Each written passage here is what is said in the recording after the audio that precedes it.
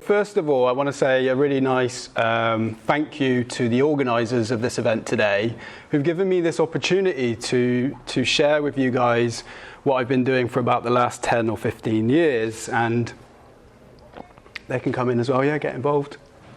Yeah, it's a really good opportunity. You guys have allowed me to share what I've learned with you guys and sort of show you what I think is a major thing that we don't really consider as human beings on our planet is we don't consider our plates enough. For me, we talk about carbon footprints, we talk about sustainability, but no one really talks about our plates as much as we should. So this is why I'm giving this talk. My name is Berty Justice, and also everything that I'm talking about today. So I'm going to be talking about a lot of different topics and a lot of information, and some of you will be like, that's too much information, and some of you will be like, oh, I want to find out about that slide that you were saying about, or the paper that you're talking about. Everything I'm going to be showing today is going to be available for free for you guys to download in the future, so you can research it again there, or you can just ask me to explain it after the talk. I've learned a lot over the years, and I haven't got enough time today to share it with you all.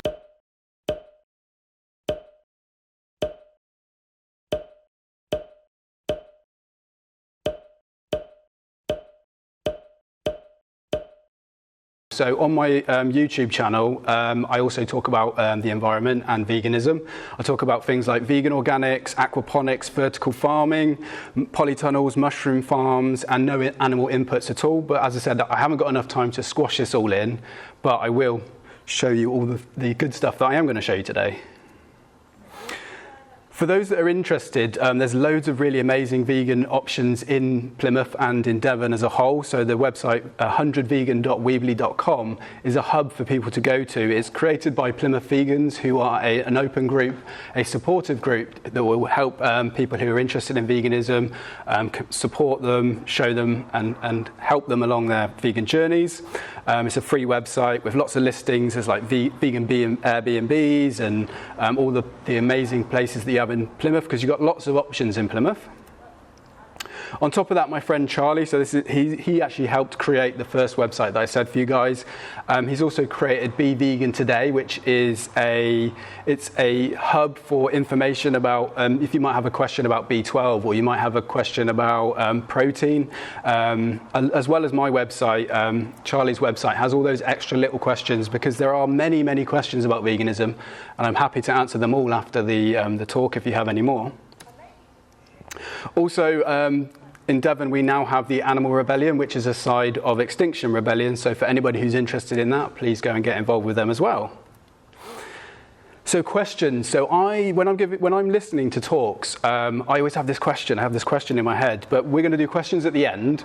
And what my technique is, I write down the question that I have so that I can focus on the talk, not thinking about the question. I've got to remember this question. I've got to remember this question. So if you have any questions, think about them, write them down, and ask them at the end. And as I said, if I don't have time at the end, I'll also be around for the rest of the day, and you can contact me in the future if you have any other questions. Oh yeah, she can come in. Yeah. There's no. Yeah, of course. So keep on hearing on next year. So just as a show of hands, I'm interested in what your current diets are. So if you are a vegetarian at the moment, could you raise your hands? Sort of half. Half vegetarian. Yeah. I think this one might be you, because you're a pescatarian, aren't you? We were chatting earlier. So you're a pescatarian. So Did you say half vegetarian? So pescatarian. So you got so the first question was, who's a vegetarian? Okay, that's right. Come for it. Yeah, it's all good. I do like a bit of meat. Do you like a bit of meat? So you would be a meat eater. I'll get you in a second. So if you are a meat eater, could you raise your hand? Half and half. Half and half. If you're a vegan, could you raise your hand? And any other diets I might have missed? Some people are flexitarians. They occasionally eat a bit of meat. There you go. Okay, there we go. Cool. Dairy and fish. Yeah, so you would be a pescatarian. Oh. Yeah. Do you eat meat? No, so that's classed as a pescatarian, and I'll get onto my journey and I'll be able to explain more about pescatarianism. So, as I said, there's loads of slides in this talk, too many to actually fit in, so just more slides and more slides and more slides. We've had a lot of slides this year, and I thought I'd throw in a yellow one as well, just to cheer everyone, just make it a little bit, not all about, just a little bit of humour to throw in. And what I'll do is I'll start with my story. So I grew up killing animals. I used to shoot animals for fun, little baby birds. I used to fish. I used to hunt rabbits. And I knew about veganism and I knew about vegetarian, but I ignored all that because it was more fun to eat all the meat I wanted to. It was more fun to go and kill fish. And here I am mocking what is essentially some dead animals. So these animals had lost their lives. They're now wrapped in plastic. And instead of when we go to a funeral, we celebrate the person's lives. I'm literally doing the opposite. I'm mocking their whole lives for I had fun for 5 minutes. It was a laugh. It was a bit of a joke, but it was a very weird thing to do. And it seems now, looking back, it's a very weird thing to do. And I was in Plymouth actually. I was on my way to work, and somebody sold me this book.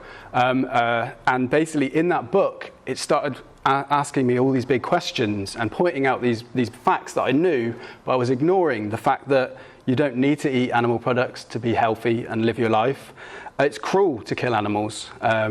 Also, sustainability and environmentally, it made more sense just to grow plants instead of fattening up animals on plants and then eating the animals. It was just more logical. And on a spiritual level, it made me feel uncomfortable to kill animals. I did say that I used to fish, but there was a time when I was fishing pulled this fish out of the water, and it was taking its last breath, and I was bashing it over the head, and it made me feel uncomfortable. There was this isn't right, but I carried on for another couple of years. But there was this book that made me think and start researching into where animal products come from, what's really in them, is it good to eat animal products, what are the negative effects of eating animal products. And so I was really addicted to eating animals. I loved the taste, but I had to change. And so for me, it was a pescatarian first. I was addicted to meat, and being a pescatarian meant that I could leave in lots of fish. And then one day my friend said to me bluntly, he said, you're being a pescatarian to not eat animals, but fish are animals too. And then so I was like, actually, yeah, that makes a lot of sense. I need to be true to myself. So I was vegetarian. And then at vegetarian, I looked into the egg industry and I looked into the dairy industry. And actually there's more cruelty, or if not the same amount of cruelty in eggs and dairy as there is in meat. The reason for that is that when we eat eggs, they're created by female hens, but the male chicks, when they're born in the hatcheries, they're killed after a couple of days. So you're still killing, even when we buy eggs.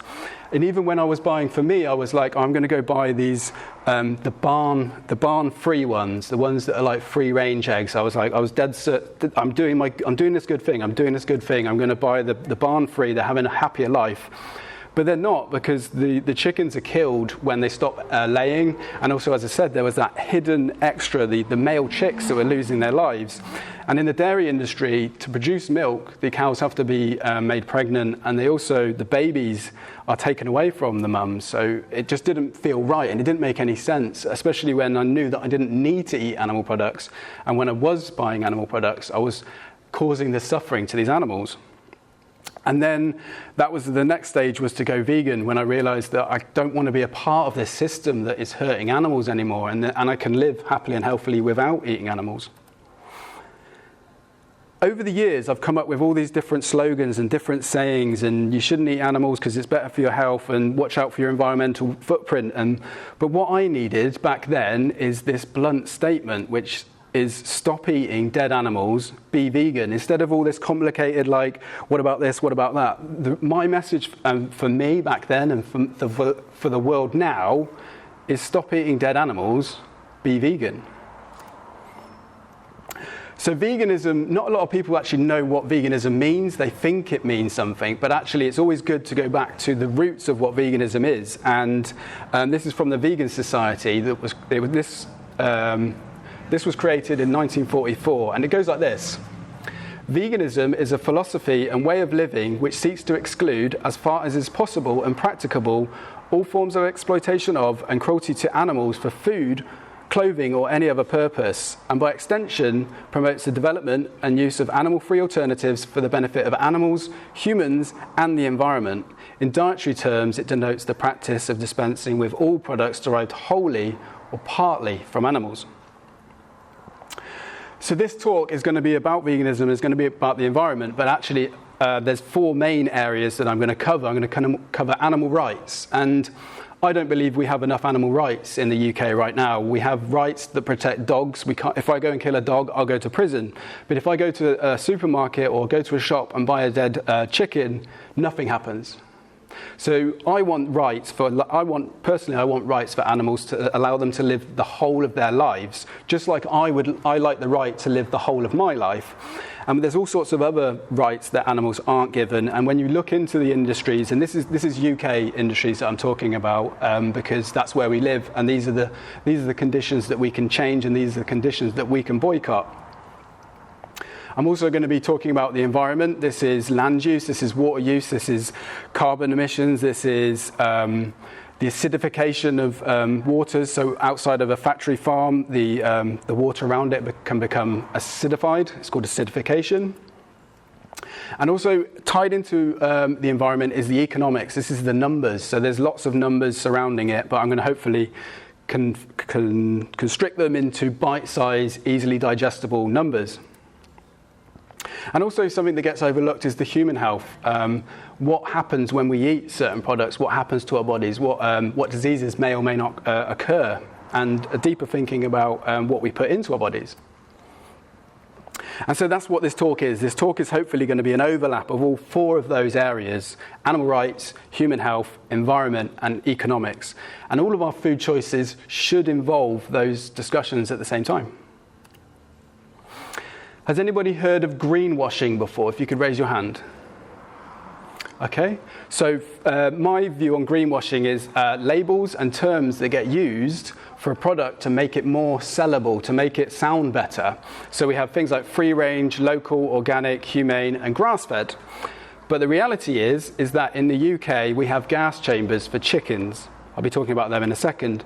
But they're organic. So when you're buying an organic chicken, and we probably all eaten a chicken, and chickens are the most killed animals in the UK, and on top of that, the majority of them are killed in gas chambers. If you're going to buy an organic chicken, it probably has been put into a gas chamber, so it doesn't really, having it as organic or free range doesn't really cut it anymore when you really look at the original source of these products. And also local, so a local slaughterhouse is no better than a slaughterhouse that's in Scotland. It's still a slaughterhouse, it still kills animals. It's still, when you look at things as a whole, as the beginning of where these products came from, especially animal products, you start to see that actually we're being sold a lie by putting the word humane in front of it. Doesn't change the rights of the animals, it doesn't change the lives of the animals enough for me. These chickens were in Devon. I took this photo, I met the chickens, and these are 6-week-old baby chicks. There's about 4,000 of them stuffed onto the back of this truck. Some of them were dead, some of them had burns on them, some of them were crying, some of them were weeping, some of them looked hungry, some of them looked depressed. I don't know if anybody else has seen a depressed animal before, like a dog being depressed or unhappy. I could see emotions in these animals. And these animals were going to be gassed that afternoon. The same place, they have organic chickens that go there in the morning. So again, it's that label organic doesn't really think about the animal. The animal doesn't want to be gassed. The animal doesn't want to lose their life. Calling it organic or free range or whatever term you want to do before it doesn't actually give any proper rights to the animals. And also they were individuals. So they were individuals. They had their own families until we took them away from their families, and we need to think about what they wanted from their lives, not what we want from their lives.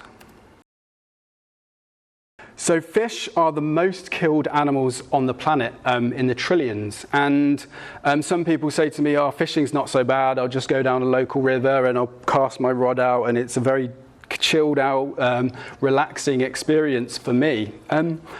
The reality is that I give the example of if I get a fishing rod and I go near where there's a load of puppies and I launch my rod out and I get the puppies, I'm having a relaxed afternoon.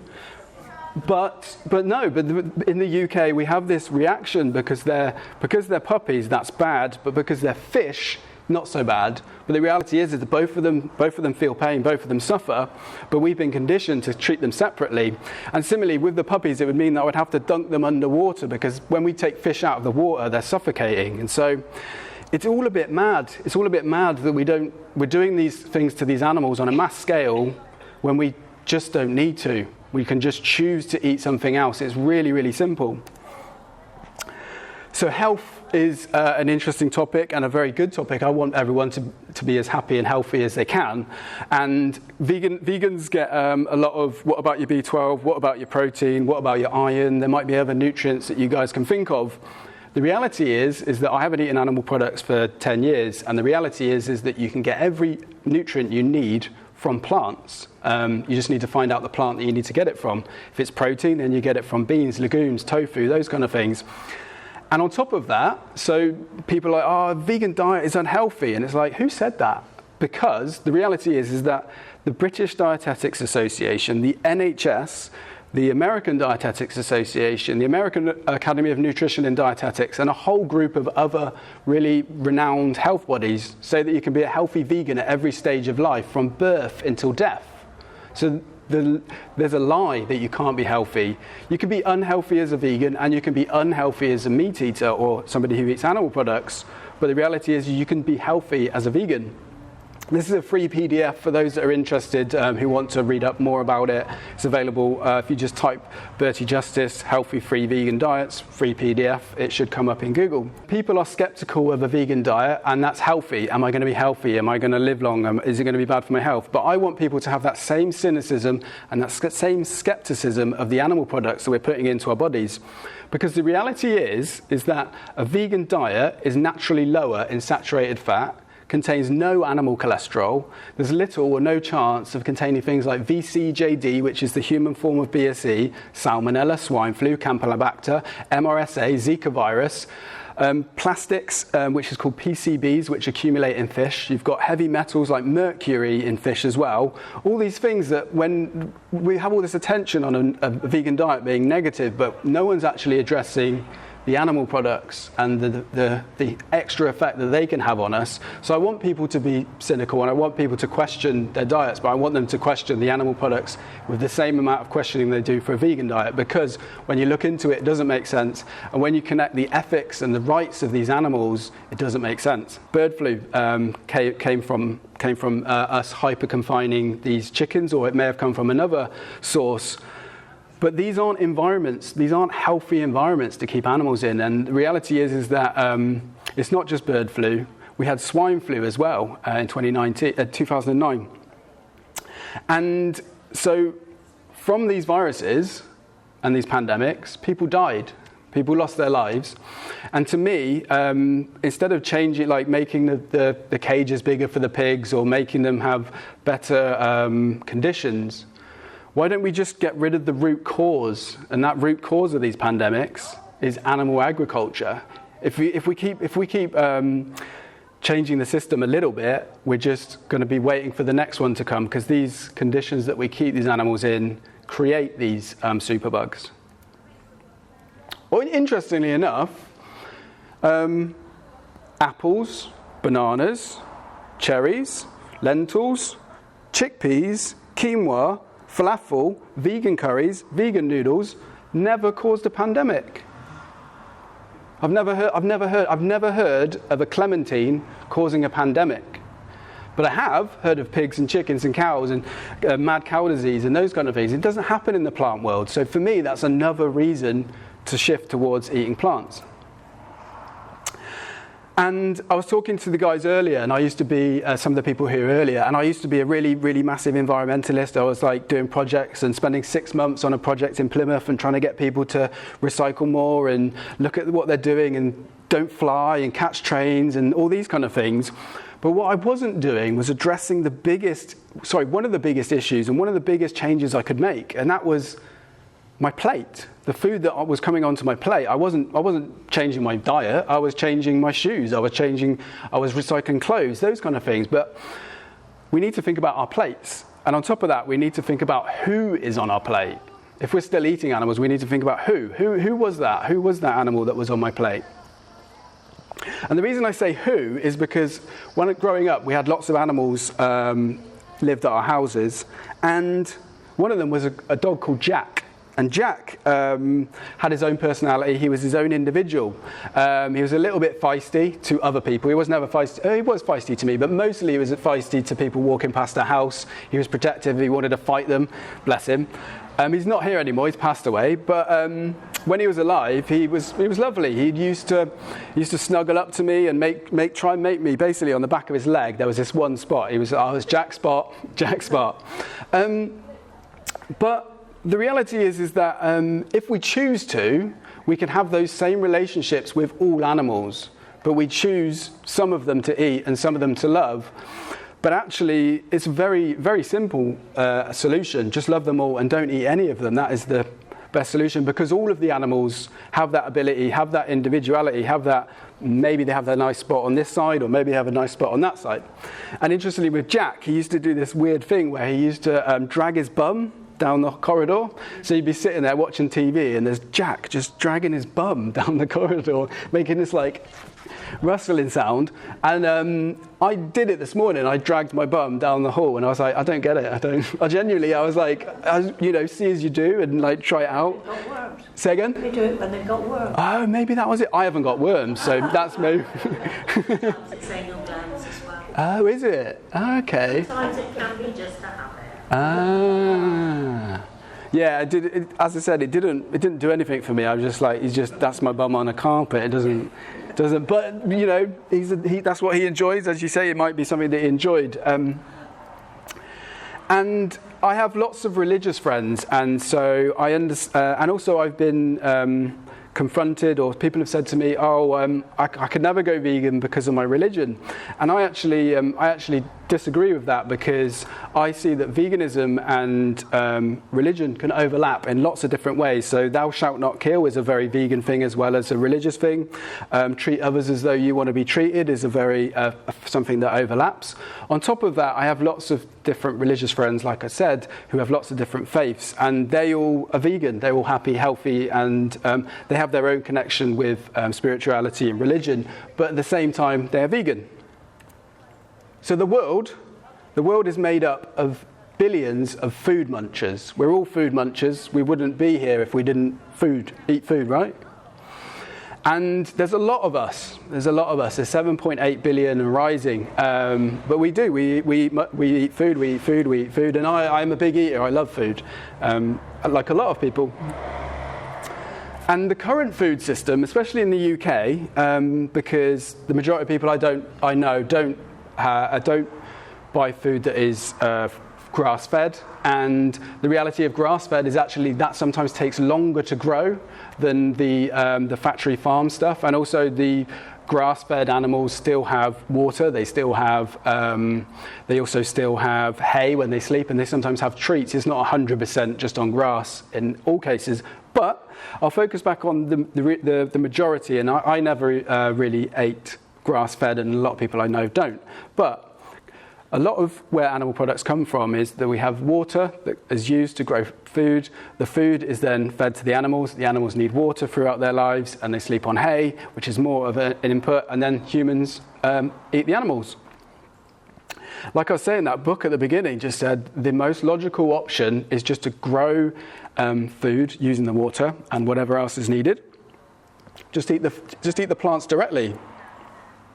On top of that, plants generally photosynthesize, so they take carbon dioxide out of the planet. Nitrous oxide, carbon dioxide, methane, and ammonia are all things that come out of animals. And crazily enough, the chickens that are gas chambered in Devon, carbon dioxide is pumped into them. The carbon dioxide goes through into their blood system and then is released into the air. So a carbon footprint of an animal should also include the best carbon footprint is one that doesn't involve eating animals. Has anybody seen Seaspiracy? Could you raise your hand? Okay, yeah.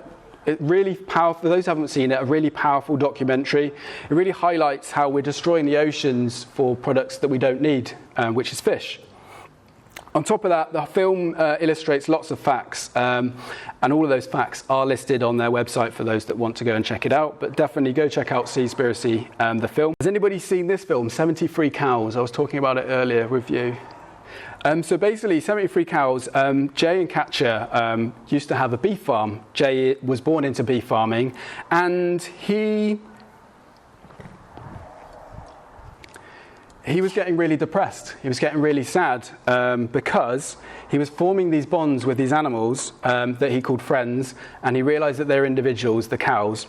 And then after a couple of years, after he'd grown them to be killed, he was driving them there.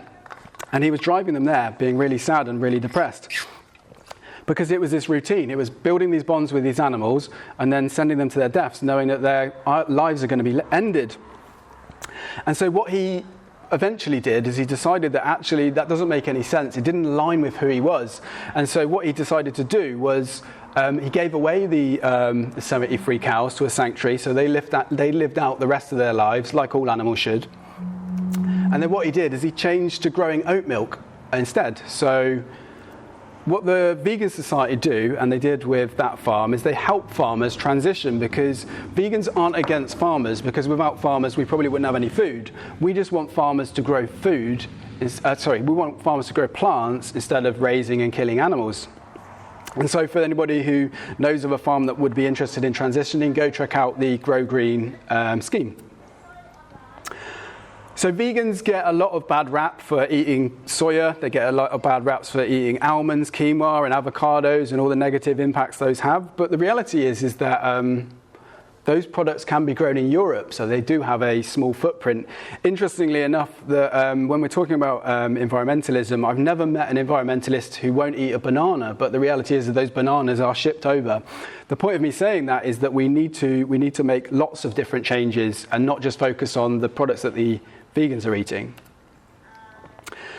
So I talked about all the different slides that I wanted to try and include, but the reality is that I don't have enough time to include them, and there's loads of papers that I want to share with you guys, but I will be able to share some of them with you. And the first one is exploring the biophysical option space for feeding the world without deforestation.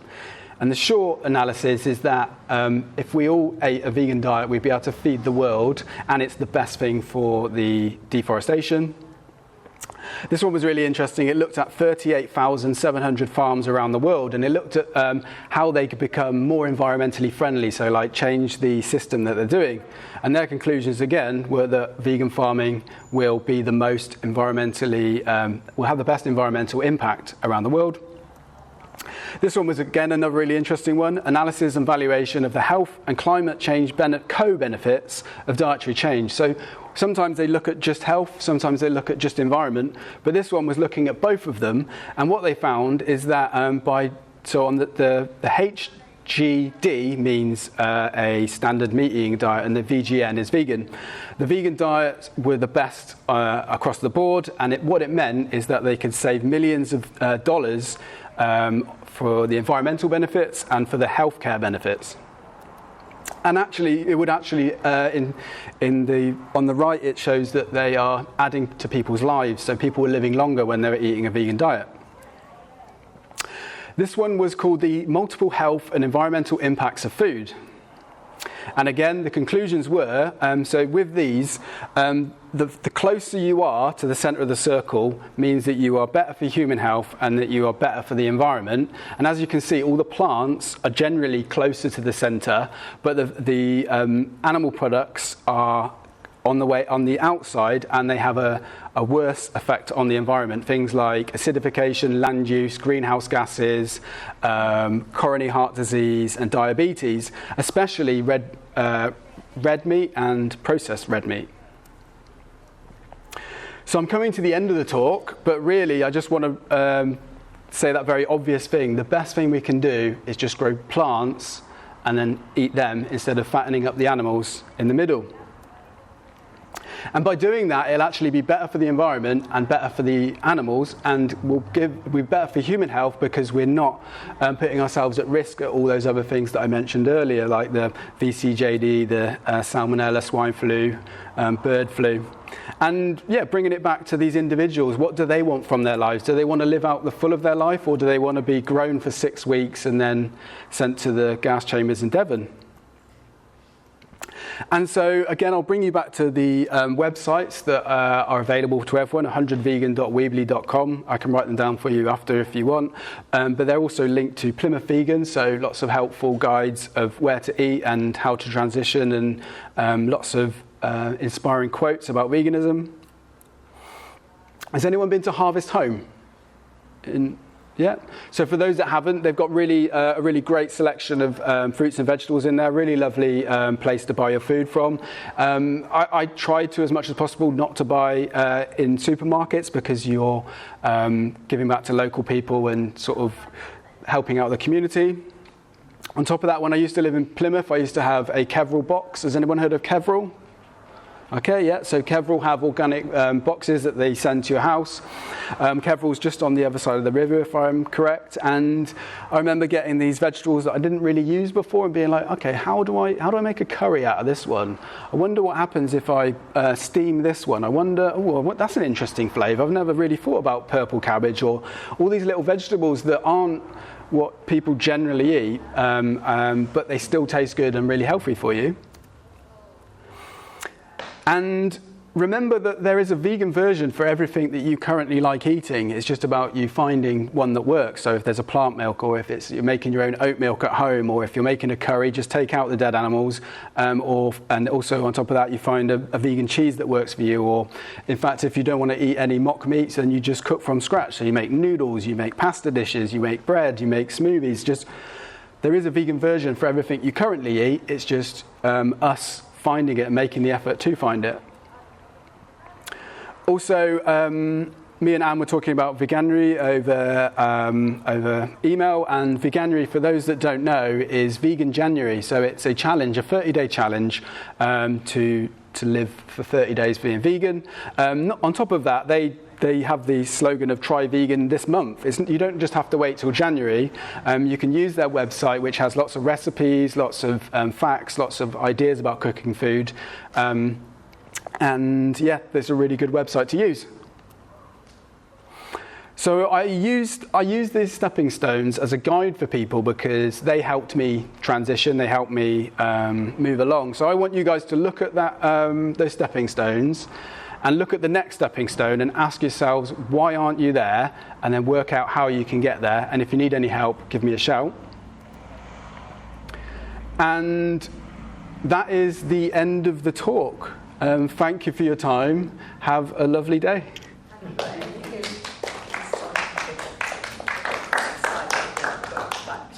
Have you got any questions? I just wanted to mention that if anybody's regularly been before to the Earth Cafe, which is on Union Corner, that starts up again this Saturday. Yeah, that's really good. We talk about the global climate crisis there, as well as offering a vegan meal.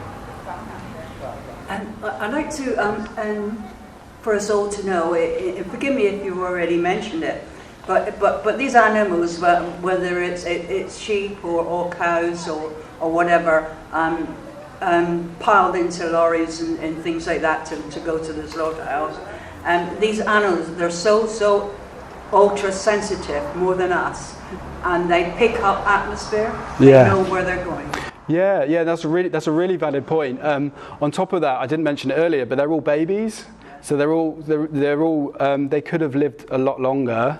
But they're generally just fattened up until they're sent to slaughter. So if you imagine, it's like a puppy. That's why I use the term puppy, because those chicks that were on the back of the truck were like puppies.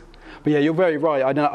As I said, there's so many different areas that we can look into, but they are sensitive. They're individuals. They do pick up on the smell of the slaughterhouse. And yeah, I've heard animals screaming in it, like when I was at a slaughterhouse, and they do know what's happening. Yeah, you're right. Yeah, you're talking about different food products and looking at it from different angles, societal, environmental, political, and you're looking at the consumer angle of mass consumption of animals. So my brother and my mother, if you like, save battery chickens before they've been discarded and let them roam around space. Yeah. But they produce eggs. Yeah. Now they eat their eggs. They do, yeah. So some chickens do, yeah. Not all of the chickens produce eggs, but they're very happy to have a new life in this new home, to be able to roam around, to go wherever they want, basically. Yeah. Next field, next street, whatever. If you ate that egg, how would that be in terms of the issues that you've mentioned today? Yeah, so I'm an ethical vegan. So I'm vegan first, and then the environment second, and human health second. For me, it's about animal rights.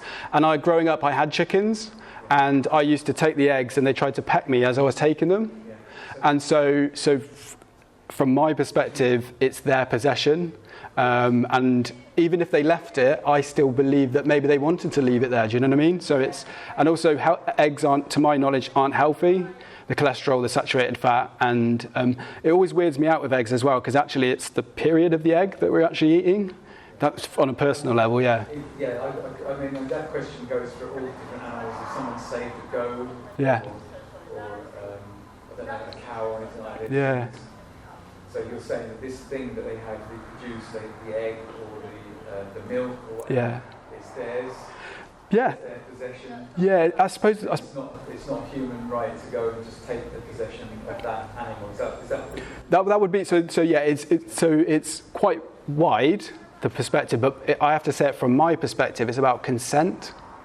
So we could go and milk a dog, but does that dog want us to give the milk? Does the goats you're talking about, do they want it? And knowing that I don't need it, I'm going to give them the benefit of the doubt and not take it.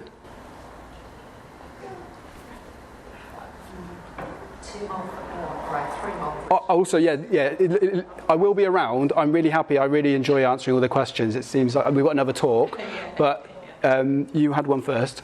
Yes, I've wondered, Jack, now he's a dog. Yes. What do you feed Jack on?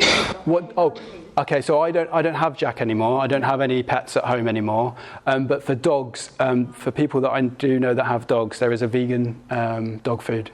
You can't do it for cats, I don't think. It's a bit more trickier, but dogs, you can be happy, healthy dogs on vegan food. But are we ever going to have... We don't use in some form. I mean, I'd love to see a whole organic farming. Even if I don't eat it, I'd like to see the organic farm. Yeah. But if nobody eats meat at all, Yeah. are those animals going to die out? Yeah, so that's a double-parted question, but the reality is that we have sanctuaries, and also we breed the animals, so we choose when they breed, so they're never going to die out. No, when they breed. but that's what we do. That's what we currently do. Yeah. Have we run out of time? I think if they're two quick questions. And mine was just very quick point, is my daughter has cats and they're on a vegan diet. Oh, they are? Really healthy. They're healthy. Okay, cool. Elderly ones, middle-aged. Ah, that's good. Transferred from a meat diet to a vegan diet. The dog is also. My other thing was about soya, really, because, vegans get a bad press over soya, but I believe that 90 to 95% of soya production goes to feed cattle. It does, yeah. The environmental impact Yes. is much greater if you eat beef and dairy. Yeah, especially in the UK, because where we get...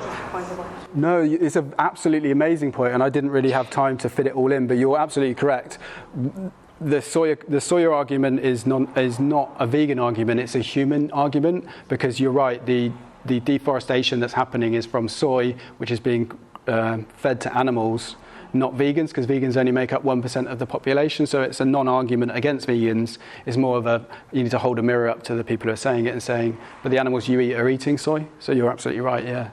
Velma, did you want to add something? No, it wouldn't be. I was just going to say that I supported some children on a residential 2 farms for city children, which the one local is near Pen, and they had what they called Calf City for the female calves. And the children actually were thrilled to watch a calf being born, which was lovely. And of course, all the adults were saying, what sex is this calf? Are these children watching a calf being born? And they're so delighted to see that life coming into the world. And will that calf actually be still alive by the time we all get back to school? But in this calf city, they were like pens, almost like a kennel. So there was an area where they had shelter, and then a little area outside, and then there was like an upturned bucket with a sort of nipple effect on it, and they were all segregated, so they couldn't meet with each other or anything. And it was near where the cows were milked. So when the cows were brought in to milk, they were crying to the calves, and the calves were all answering. It was heartbreaking. And then when the cows were milked, one of the jobs that the children had to do was to bring some of the massive gallons of milk that had been produced by the cows milking over to Calf City to pour them into these upturned buckets for the calves to drink it from this plastic teat. It was horrendous. Yeah, it is, and there's lots more things that are happening out there, It's just up to you guys to just have a little bit of a digger deep. And the reality is that they are mothers. I'm not a mother myself, but it's that the maternal bond that is being broken by human hands, and we don't have a right to do that to them, especially when we don't need to. Yeah, it is. I think that analogy about the dog at the beginning, you know, I've said to people, well, if you eat, you know, they'll say, couldn't eat a rabbit. I said, but you eat chicken. Yeah. You know. Thank you so much. No, thank you for the opportunity, guys. Thanks for coming along. And please go and look at Berty's stall, because there are leaflets with some nice recipes in. Yeah. And as I said, I'll be around if anybody has any other points that you didn't get a chance to ask. Thank you. Thanks for your time.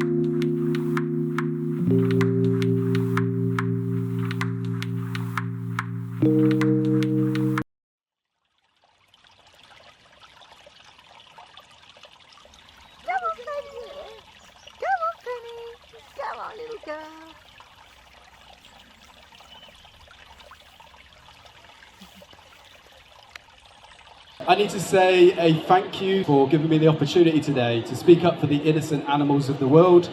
I feel very humbled that I'm able to do that as a thing for the animals. I also want to say a big thank you to the vegan ninjas, I call them. These are the people who are doing stuff in the background for veganism that won't be able to put their name on stuff like I do. They won't be able to have a face, but I really respect them, and I don't think they get enough praise, so I'm giving them a shout out. So yeah, I'm Berty Justice. Justice is my surname. I haven't used it as my activist name, but I was thinking the other day I might change my name now to Berty for Justice. I don't know, we'll see how it goes. But my website is designed as like an information tool for people. I'm a geek. I've read a lot, I've seen a lot, I've done a lot. And I want to share it with people, and I want to help people, and I want people then to be able to help more animals.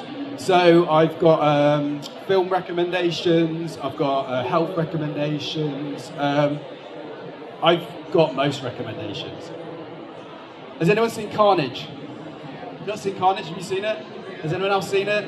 Okay, so basically, Carnage is where the future is going to be. This is a vegan world, and they look back at what we're doing now, and we're like, what are you doing? You're milking animals, come on. Come on, what are you doing? You're not a baby. You don't need to milk animals. But on top of that, they in this scene they dance. They celebrate by dancing in the supermarkets naked. But yeah, it's free online, and it's on all of my recommendation sites and stuff like that. Could I just get you to check? Am I in frame? And is it recorded? Amazing. Like I mentioned to the lovely lady at the front, I've made videos, I've made hundreds of videos, in fact. When I talk about statistics of what I've done, I'm not like trying to blow my own trumpet, this is what I've done. But I basically made hundreds of videos because I found out I quite enjoy doing that, and I can make lots of them.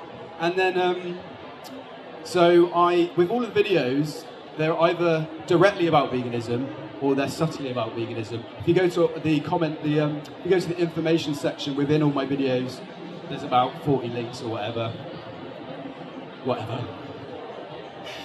I've also given loads of other talks, so if today I don't give a good enough talk, there's some other better ones online, but more seriously, one of my sort of most strongest talks I've given is called Our Plates. It's about the environment, and it's a talk that is about the environment, but then underpinning animal rights. And I feel positive because there's this amazing surge. There's this amazing positive change that's happening. It's like this huge tide that's coming in. It's not going backwards, it's going forwards. And we can all be part of that. So tap into whatever your skills are. There's a surge, and there's no getting away from it. Veganism is not going anywhere. You can't change a mindset. You can't change an idea. The idea to not hurt animals, you can't change that. You can't, oh, I'm going to outlaw it. Well, I'm still going to have the idea. It's not going anywhere. So it's just this bit of positivity to remind us that we're part of this amazing, awesome surge, this amazing tide that's coming in. And yeah, please just add to it. And I'm sure you already are, but just when you're getting down and you're getting a bit frustrated in this non-vegan world, be like, actually, there's millions of vegans in the world. sometimes you can get in your own little vegan bubble like I do, and I'm like, oh, I'm the only vegan. But we're not. We're part of an amazing change and movement. And alongside that, so we've got this movement happening with all these amazing sanctuaries and charities, and please, use your skills, go and volunteer with them as well. And Veganuary had 600,000 people sign up this year. This year, 600,000 people said, actually, Veganuary sounds like an amazing idea, let's sign up for it. These aren't healthy environments to keep animals in, and the reality is that it's not just bird flu. We had swine flu as well in 2009. And so from these viruses and these pandemics, people died. People lost their lives. And to me, instead of changing, like making the cages bigger for the pigs or making them have better conditions, why don't we just get rid of the root cause? And that root cause of these pandemics is animal agriculture. If we keep changing the system a little bit, we're just going to be waiting for the next one to come, because these conditions that we keep these animals in create these superbugs. Well, interestingly enough, apples, bananas, cherries, lentils, chickpeas, quinoa, falafel, vegan curries, vegan noodles never caused a pandemic. I've never heard of a clementine causing a pandemic. But I have heard of pigs and chickens and cows and mad cow disease and those kind of things. It doesn't happen in the plant world. So for me, that's another reason to shift towards eating plants. Today, this is my idea for this talk, and hopefully it's going to fit with you guys. So I'm going to talk about different types of activism, plant some seeds with you guys, and then like now and in the future, I want you to find your most efficient, like what's going to create the biggest effect for the animals, and then I'm going to talk about mental health, because life presents mental health challenges, and also I've created a term called "Can I milk that dog?" We're going to do a workshop about it, and what "Can I milk that dog" is about the common excuses we get as vegans and around veganism. And I've created a site that answers all of those questions, and I'm happy to answer. I'll debate anyone, basically. But I know, but I know that everyone isn't as geeky as me, and so that will hopefully give you guys the answers. But what I want you guys to do, it will be a chance. So I'm going to talk for about 25 minutes, and then you can have a break from my voice.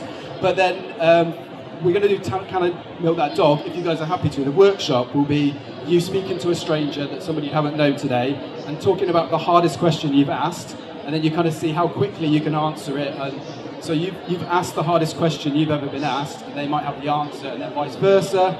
Is that something that would be helpful? You guys are happy to do that? Yeah? Amazing. Cool. You're a good audience. You're a good audience. I like the little nods of like, yes. And also, if you don't want to do that, don't do it. I'm not here. You can do whatever you want. Like if you're not up to it, you're not confident enough to it, don't do it. You can maybe look at my Can I Milk That Dog and the answers and the useful stuff there. But yeah, and yeah, so that will hopefully be good. And then sometimes I run over time, so there might be lots of questions, but I'll be around afterwards. And also, what I do is when I go to talks, I have these questions in my head. I sit there and I'm like, oh, I've got this question for that person, and I've got another question. And all I'm doing for 20 minutes, 30 minutes is what that question is, what that question is. So my technique and my suggestion is write the question in your phone, and then you can carry on listening to the talk, and then I'll still be able to answer the questions if I am able to. And yes, I did make a video about milking a cat. No cats were harmed in that video. And so this is a little bit about like how I got here today. I don't like crowds. I don't like speaking in public. I know it looks like I'm good at it. Not good at it. I'm okay at it. But like it looks like I'm confident with this kind of stuff, but I'm not. It gives me stress. It gives me anxiety.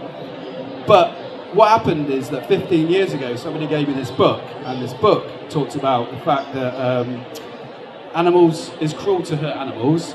It's more environmentally, it's better for the environment. It's like it's a more economical use of resources to just not grow plants and eat those instead of growing the plants and then feeding the animals, and then the cows fart and we're damaging the oceans and that kind of thing. Like a no-brainer, really. And then on a health kind of thing, I was like, what am I putting into my body? And like, so that was the initial. And now I'm like, wait a minute, people are milking cows, they're stealing babies, they're putting carcinogenic food in their body, they're destroying the oceans and they're destroying the planet. For what? Do you know what I mean? That's where I'm at now. There's like this Holocaust happening where we're killing millions and millions and billions and trillions of animals. And I'm like, for what? It's insane. But that's why I'm looking forward to the future when I don't have to talk about veganism, because it should just be the baseline. So, a little bit about you guys. This is not a shaming test. This is not a calling out process. I just want to know where you are at the moment. So if you're a meat eater, could you raise your hand if you eat meat? If you are a vegetarian, could you raise your hand? If you're a vegan, could you raise your hand? Are you vegetarian? I'm on a journey. I'm not really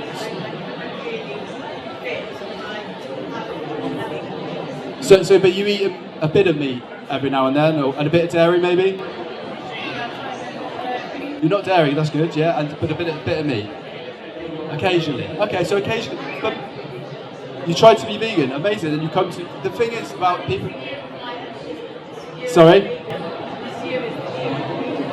Cool. Yeah. Cool. So I've got a little bit of tinnitus, so I can't quite hear everybody all the time. But I really like people who aren't vegan, who've come to this talk. The open-mindedness of somebody to come to an event like this, or not you, just everyone here, is because it's like you're open to the question. You're not. Do you know what I mean? It's good. And yeah, you guys are all vegan as well, yeah.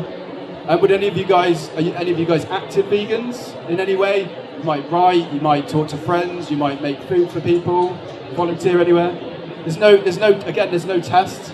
It's just where you are. And I want to meet you where you are. So, because I'm a geek and because I've got into many debates about health, I was like, I better research this. And also because I talk about veganism, I don't want to promote a lifestyle that's going to be unhealthy for people. So I did the research, and the NHS, the British Dietetics Association, and a load of the biggest health bodies in the world say that you can be a healthy vegan from birth till death.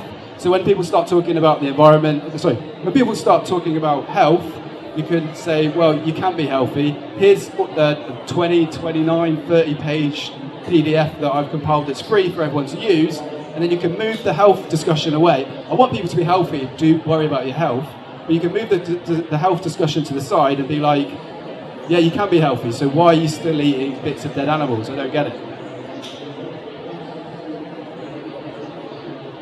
So, who has read the original philosophy of veganism? Could you raise your hand? Okay, it's not a test again, but the reason I say this is because I'm a geek and because I look at the roots of everything, where things come from and everything else that's around it as well. The Vegan Society was created in 1944, so it's about... Are you okay? So the Vegan Society was created in 1944, and they came up with this quote. Now this is their manifesto kind of thing. Veganism is a philosophy and way of living which seeks to exclude, as far as is possible and practicable, all forms of exploitation of and cruelty to animals for food, clothing, or any other purpose. And what I suggest to vegans is that you return to that original philosophy. I've wasted a lot of time talking about things that aren't veganism. I'm about time and efficiency, and I'm like, we spent 45 minutes talking about desert islands, but in the original philosophy of veganism, they don't talk about desert islands, they don't talk about these other things that we're going to talk about later. But two key words that to take from the original philosophy are possible and practicable. So is it possible to be 100% vegan 100% of the time in this non-vegan world? No. Is it possible to do our best? Yes. Is it possible to go, I wasn't 100% vegan, I wasn't even born vegan, I ate loads of dead animals. But it's that real, when you're getting to those discussions, when you're talking to people, it's like what is possible and what is practicable. And what is possible is doing your best. So I've been inspired by lots of different people. One of them is a guy called Bob Love, and he's also known as Family Freedom on YouTube. Oh, I should have said as well that all of my stuff is free, so all of these slides will be available for you guys, and some other, like I'm going to make a blog about my mental health as well, that will be available to everyone, so it's all for you guys. If you were like, oh, that slide was interesting, you skipped over it too fast, it's there, you can have it, you can use it, and hopefully help animals with it. But basically, Bob Love inspired me several years ago, and it's got an amazing poem that is about the vegan community and uplifting and positivity. But on top of that, he showed this slide, and it made me go, actually, there's loads of different forms of activism that we can all do. And I was like, I've personally, because I'm a bit of a geek, and I'm like, I better try it all. But I did. And I've, within it though, it's about finding what works the best for you, what you're most comfortable with. I'm quite confrontational. I'm going to challenge anyone who says something that I disagree with, just because I am. I'm not going to let you get away with fishing. I'll tell you about that in a minute, maybe. But basically, find your activism. Try these different activisms that you can try, and find ones that work the best.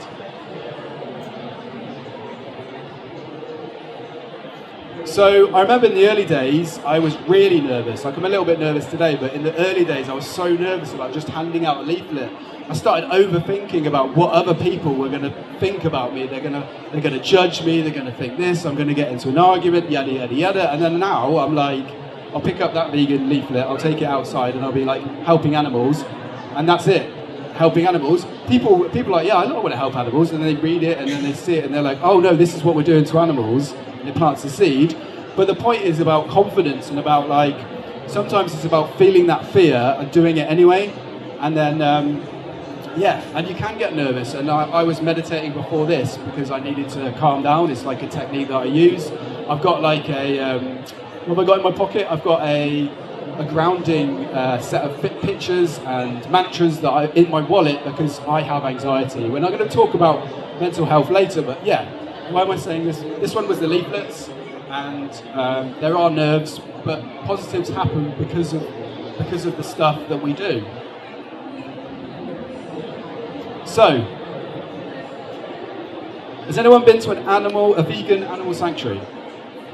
Did you raise your hands? Okay, so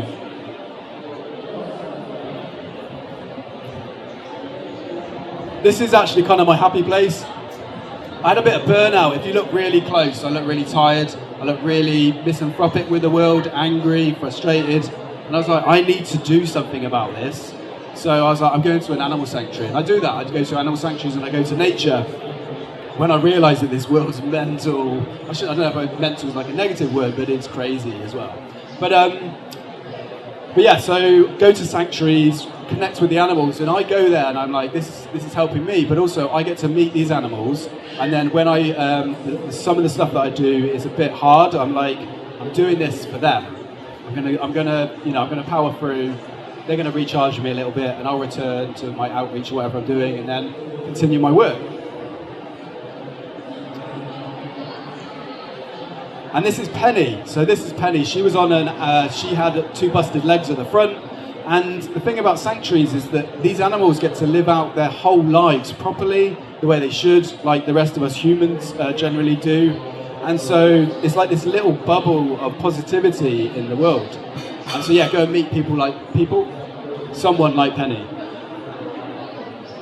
And they all have names, and they all have individual feelings and wants and desires, and a right to life, really. Like, it's weird in the UK that we grant dogs and cats and swans a right to life, but these other ones, not so much, based on arbitrary lies and nonsense. I also, because I'm a geek, I got inspired by, has anyone seen Seaspiracy, the film? Yeah? So basically, you'll be able to see it online, it's just called The Majority. But the majority word is a useful one when you're doing vegan activism, because people are like, oh, this happy little farm down the road from me, they're really nice to the animals and that. And I'm like, yeah, but the majority of animals in the UK are put into gas chambers. The majority of animals in the UK are babies. Like, I'm not interested in your little farms. That's not what we eat. But yeah, I hope that comes across not too aggy, but that's the reality. That's how I feel. And also, so there's lots of different forms of activism. You've got single activism. You've got like people like me spouting about veganism, but no, but you've got people who talk about veganism on themselves or like might do some art. But group activism is also a really cool thing. Because you get lots of different ideas, like I've got certain limited of ideas, and then you've got another creative who's like, okay, I'm going to make this banner, I'm going to do this. So this is a group that I'm part of called Devon Against Horse Racing, and so we have two groups. We have one group who protest it, and then we have the filmers, and what we do is we film cruelty. The filmers film cruelty, but the people at the gates with the posters are saying, you know, when you place a bet, you're paying for animals to die, which a lot of people are so conditioned that they don't realise what's happening. But I know that we should call out violence and cruelty to animals when we see it, because we would with dogs, we would with swans, so we should with all animals. There's no arbitrary lines, we just created them. But basically, the Devon Against Horse Racing, if you want to set up your own horse racing group wherever you are, they'll give you tips and ideas. I made this logo. I make logos for people every now and then. I can take out the writing and then put whatever, you know, if that's something you're interested in, that's kind of activism you want to do, yeah, we can help you get there. And sadly, we've caught quite a few deaths. We've been there when the deaths have happened. And so what we did is for the viewing, what we've done is we circled the course and found the best spots for viewing. They get really annoyed because we can see the whole course, so we can catch any of the deaths and stuff like that. And it's mad. This is like literally down the road from me where they kill animals. I'm just like, well, I'm gonna record it. We've all got mobile phones. If you see cruelty, get your phone out, record it, and share it. Like you would if there was a dog. Why you've got to, you know, we should just expose it all because it's not right. I've done a lot of vigils, and I've seen thousands of animals just before they're going to be killed, and it's not good. It's really horrible. These are babies. They're going to be gassed as well. They're like 6 weeks old. They're depressed. They're sad. But when I've done it before and I do it again, is because it inspires me because it's still happening, and people still need to learn what's going on because it's the truth. It's the reality, and if we don't talk about it, it'll just carry on. Has anyone heard of iAnimal, the VR headsets? Okay, so there's lots of forms of activism, and my most effective is giving talks like these, creating geeky websites, and the VR headsets. So what the VR headsets is inside the slaughterhouses where animals are kept.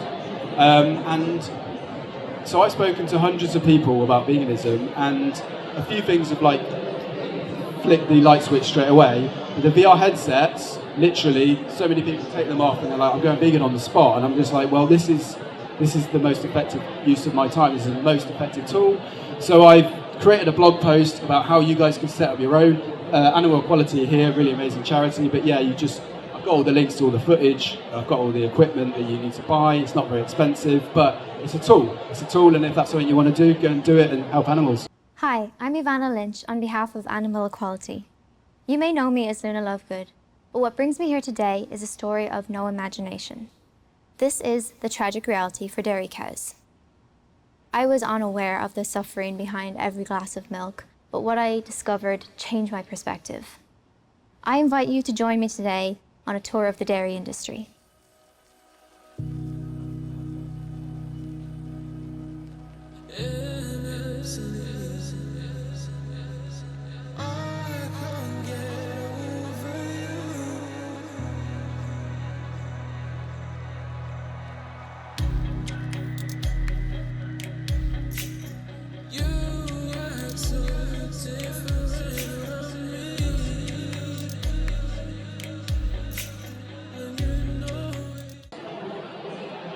And I like to hear about people when so this guy was really cool. He got it, he took it off, and he wasn't argumentative. He was like, "It's bad, isn't it?" I'm like, "Yeah, this is just a little bit of it, mate." And then, but he was like, okay. So we sort of discussed what can we do from it, like he was like, he's a chef, he works in a couple of restaurants, and we were like talking about different ways that he could implement veganism in his life, like as much as he could. And I was just like, well, okay, so I show somebody, I get somebody to put on a VR headset, and then they start changing their life to help animals. I'm like, wow, that's incredible. Like, let's do more of it.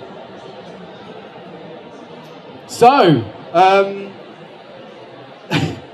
so basically, I've spoken to, like I said, I've spoken to hundreds, maybe thousands of people. But the point is that there's a lot of Vicky Pollards in the world. So I'll start talking about, I don't know, like, you know, there's a hypocrisy that you're not going to kill dogs, but you will kill pigs. And they're like, yeah, but no, but lions, but desert islands, but I was going to eat milk, but then, oh my God, shut up! But that's literally, like, so literally, I have to, when I'm talking to people now, I have to not laugh at them, because I'm like, Vicky, what are you saying?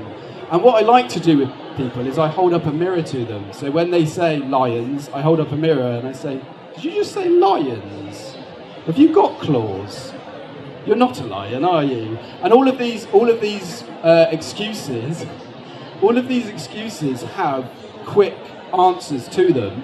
And yeah, the site I created has got them. But there's others as well. They might talk about protein, or they might talk about teeth, or they might talk about it's a personal choice. Personal choice is a weird one. It's my personal choice to bomb people. You know what I mean? I could personally do that. I'm not going to, but it's my personal choice. It's a useless point. It's like, that's just violence. We can be violent, yeah, but why would you just not be violent? It's my response. But these are my responses, and hopefully some of them are useful to you. But what we're going to do is, from the site, I've got like lots of them. So there's lots of questions, and sadly we haven't got enough time. I would talk about all of them for the next 10 hours, but I know that you'd fall asleep and you probably wouldn't want to listen to it. But they're available for everyone for free. It's called Can I Milk That Dog? I haven't got every answer, I've just got lots of them. And then if you'll get into those discussions and you're like, in my head I'm like, right, it's been 20 minutes of this. I'm just going to give you this link now, because you're not listening, you're not answering my direct questions. Go check out Can I Milk That Dog? And you can just ask them as well, can I milk that dog? And they're like, no, you couldn't do that, that's bad. And I'm like, well, quit dairy then. So, has anybody heard of Melanie Joy? I want to do a brief exercise.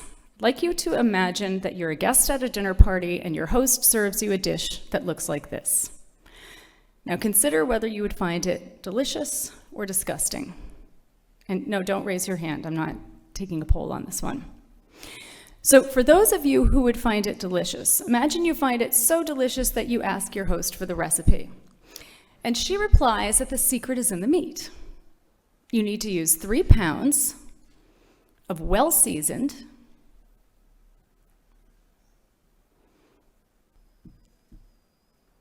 golden retriever. Now, I wish I could just have a camera up here when I do that. Now take a moment to reflect on your thoughts and feelings. I mean, chances are what you just thought of as food, you now think of as a dead animal. What you just felt was delicious, you now feel is disgusting. Chances are your experience of the meat dramatically changed, even though nothing about the meat itself actually changed. So what changed? What do you think?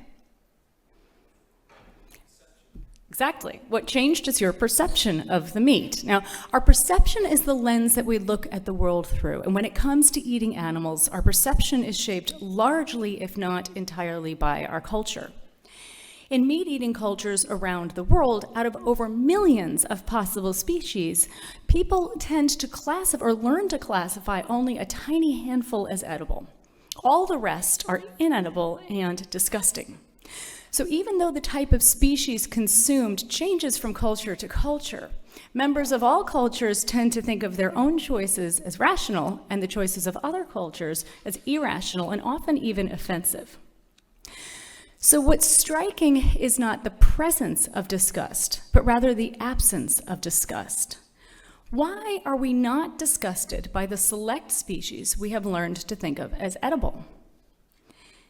And why don't we ever ask why? Have you ever wondered why you might eat chicken's wings, but not swan's wings, for those of you who are not vegan or vegetarian. Leg of lamb, but not leg of kitten. I mean, they're both from baby animals. Have you ever wondered why you might eat fish soup, but not lizard soup? Hen's eggs, but not pigeon's eggs? Have you ever wondered why you might drink cow's milk, but not pig's milk? And have you ever wondered why you haven't wondered?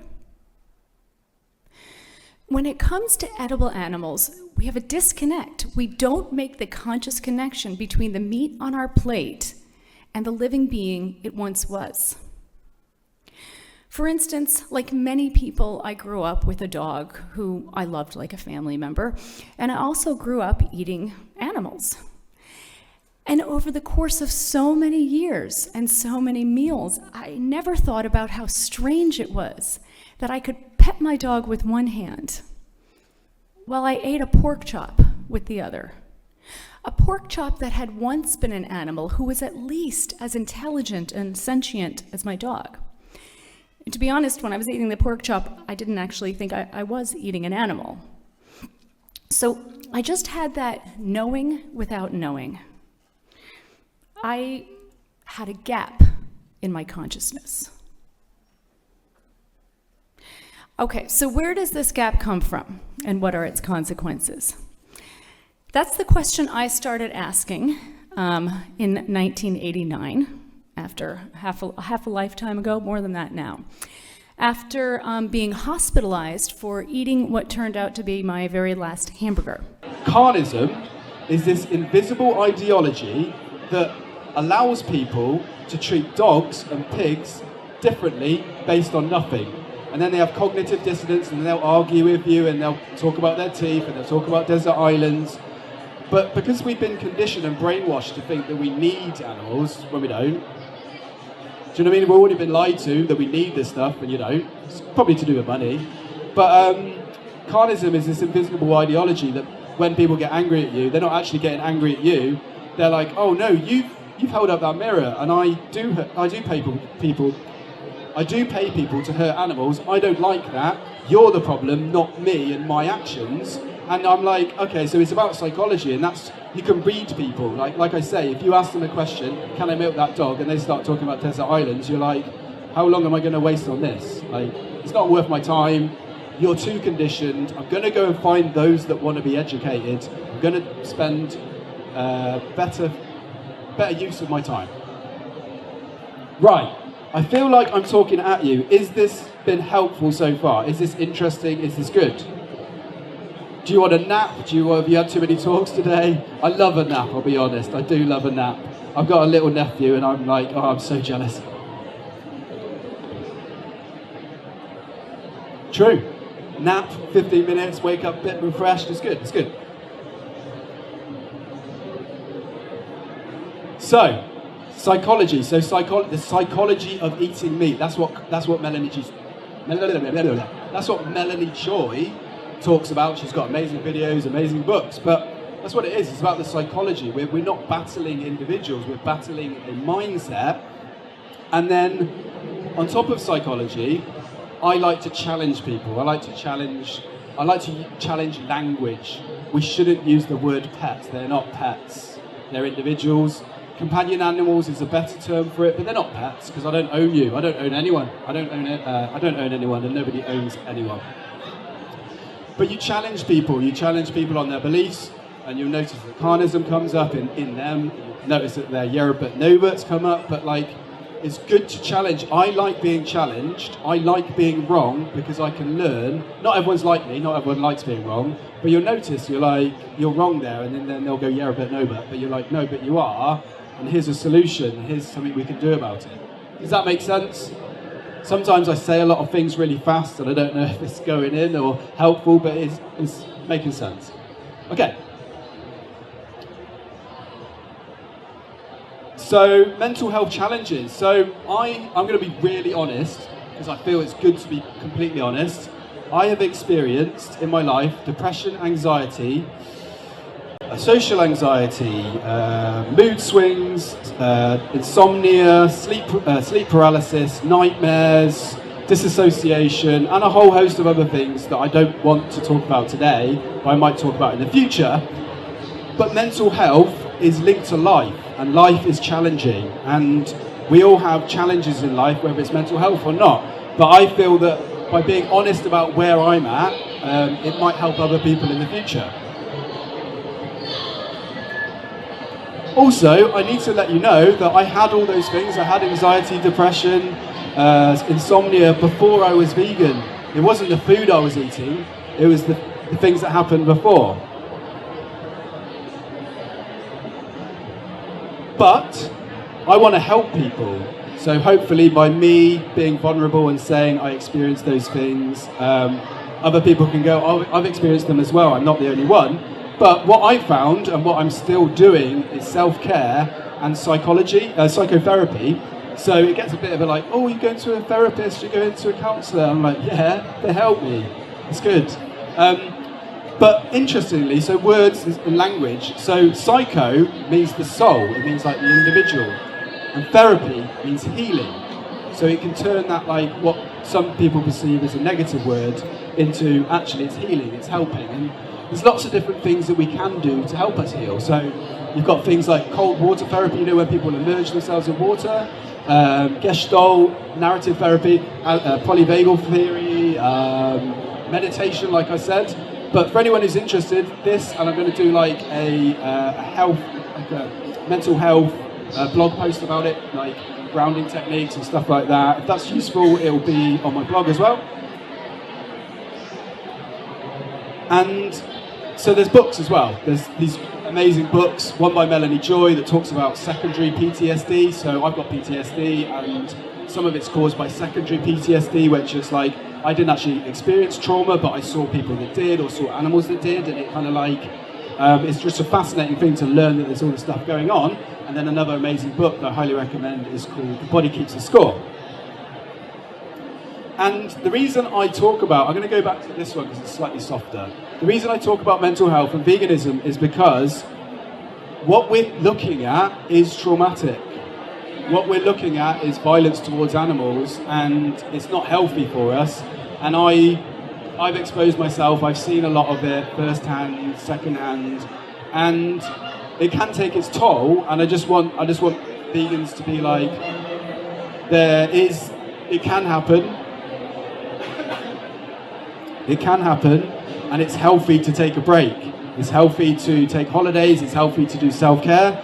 I'm pretty like, there's this goal that's a vegan world, I'm not going to stop till it's here, but actually I'm going to reach burnout. Like I said, I reached burnout before in the past, and I'm like, we've got to be economical with our energy as well. Like, we are individuals, we only have so much energy, time, and patience. We only have so much patience. And I've met a lot of people who've got less patience than me. They're like, how can you tell fishermen to stop fishing? I'm like, well, because they're being violent to animals, and they're not going to be violent to puppies. And I tell this to fishermen, and they don't like it, but I'm like, you wouldn't fish a puppy, would you? And he's like, no, but we don't kill the fish. And I'm like, okay, you wouldn't cut a puppy and then let it heal like you do the fish. And he's like, no, but it's different. And I was like, yeah, the difference is the species, but there's no difference in the pain. And anyway, so does that sound relatable or like interesting? But that's who I am. I like, if someone was going to hurt someone over there, I'd walk in front of them, I'd record it, and I'd be like, you're not doing this because there's someone else involved, and you don't need to. There's a choice. But the thing why I talk about mental health is because we can get triggered. So I see a lot of cattle trucks, animal trucks, I should say, they're not cattle. I see a lot of animal trucks on the roads where I live. I see what I call where we keep animals open air prisons.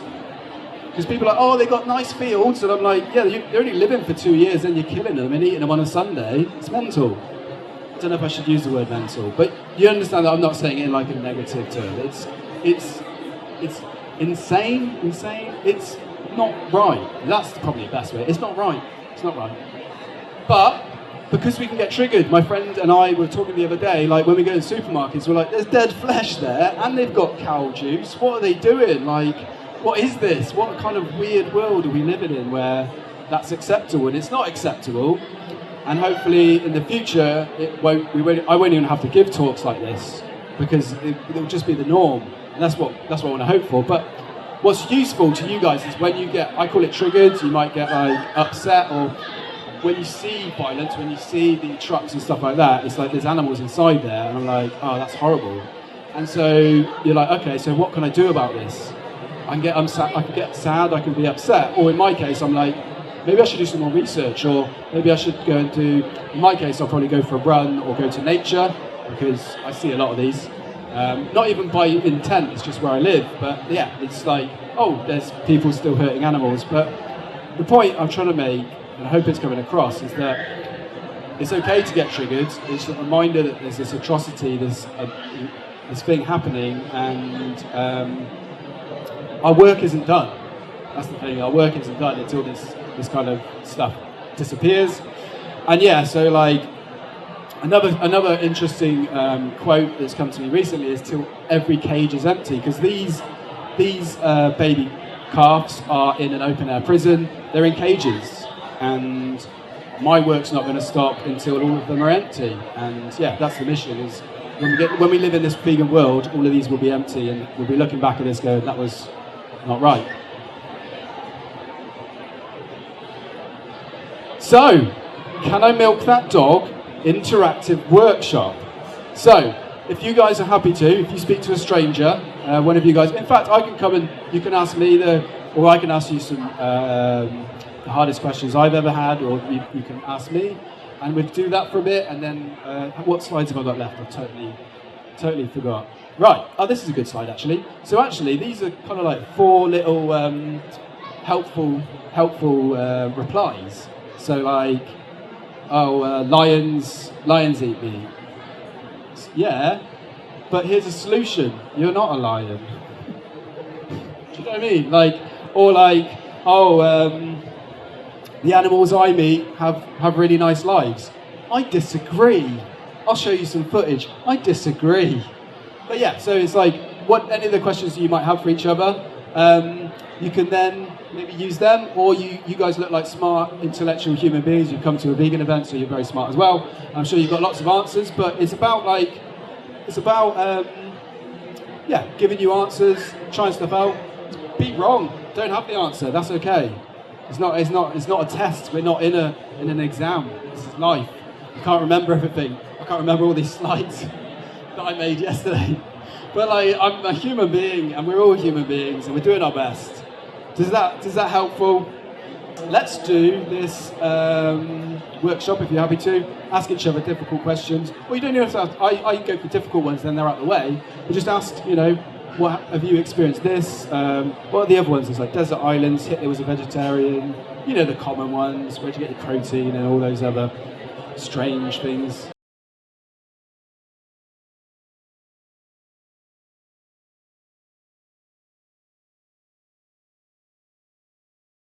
Hopefully that was helpful.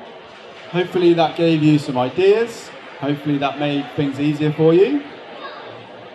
And so I talked about those life challenges. I talked about mental health challenges. I talked about unexpected things that can happen in life.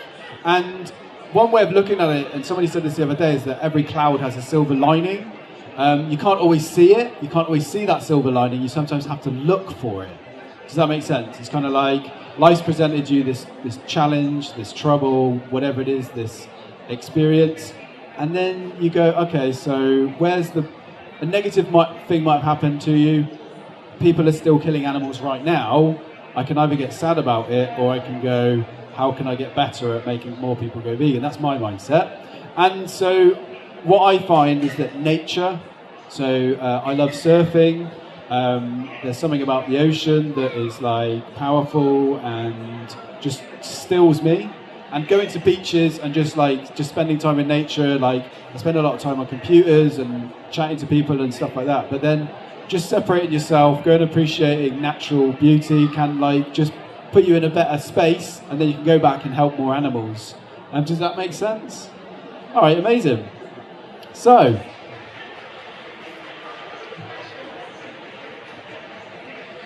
I over the years, like I said, my site, I've created lots of information on there, but I've come up with lots of quotes, and I'd like to leave you with one today. And it goes like this: everyone has a part to play in making the world a more compassionate place. Go vegan and use your skills to promote a vegan lifestyle. And yeah, there's lots of other amazing quotes, and I find that words and quotes stick with us. They can help us, inspire us, hopefully. They can help us through certain times, maybe trouble or those kind of experiences. But yeah, so thank you for your time today, guys. Thank you for coming along to the talk. Thank you for being open-minded enough to come to VegFest. Keep being awesome and do whatever you can for the animals. Have a lovely life. Peace!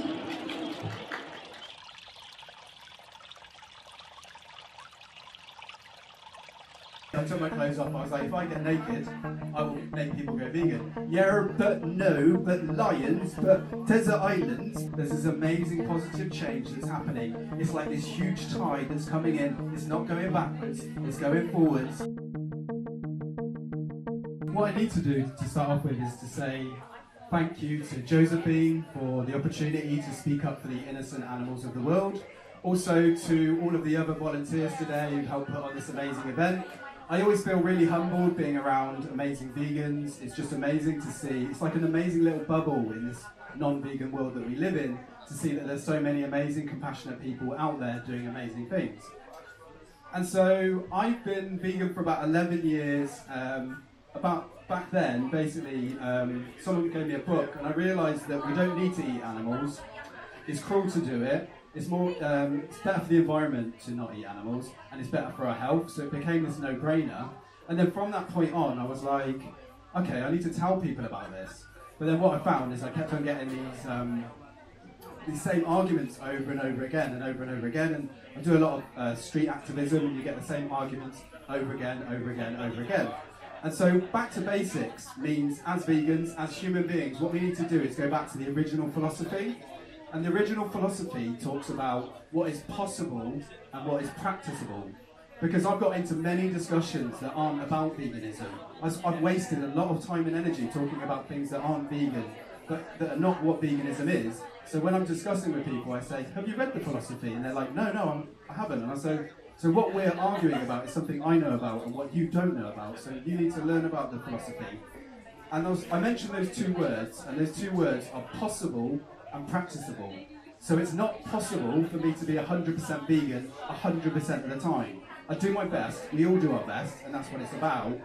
But it's realising, okay, I live in this non-vegan world, that glass might have bits of animal in it. That doesn't mean I'm going to stop being vegan. What that means is that's the reality, that's the restrictions that we have as human beings. And so I'm very passionate, you might come across, but also, what I want to do is inspire others. So I've got loads of information bumbling around my head, and I've like researched this and I've researched that. But really, what I want other people to do is connect with their skills and then use those skills to help the animals. So, so I've got a big mouth. I talk a lot. I try and make people laugh. I try and entertain them. I make a little video here and there. I give talks. I've made poetry. I've basically tried and experimented with different things.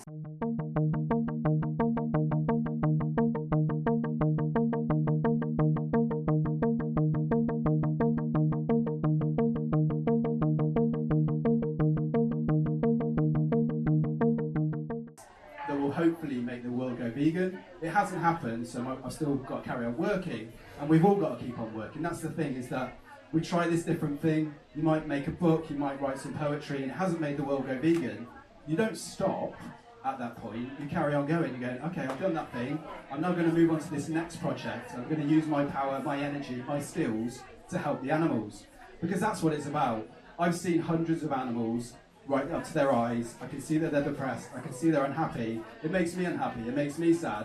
But what it does is it inspires me to go, actually, Bertie, you need to carry on. You need to carry on helping the animals. How can I do that?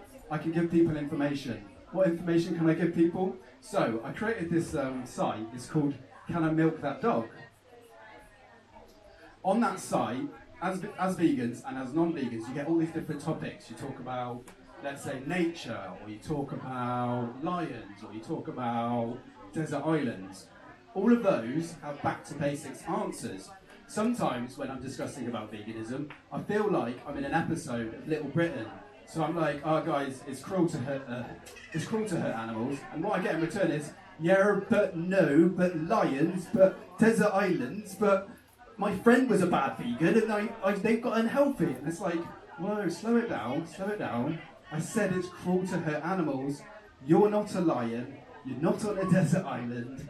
Whatever excuse you're going to come up with, there is a back to basics answer. So that site, Can I Milk That Dog, is a free website and resource for everyone to use. So it has, I got inspired by Earthling Ed. He made a free ebook that was 30 back to basics. So 30 excuses that get presented to vegans.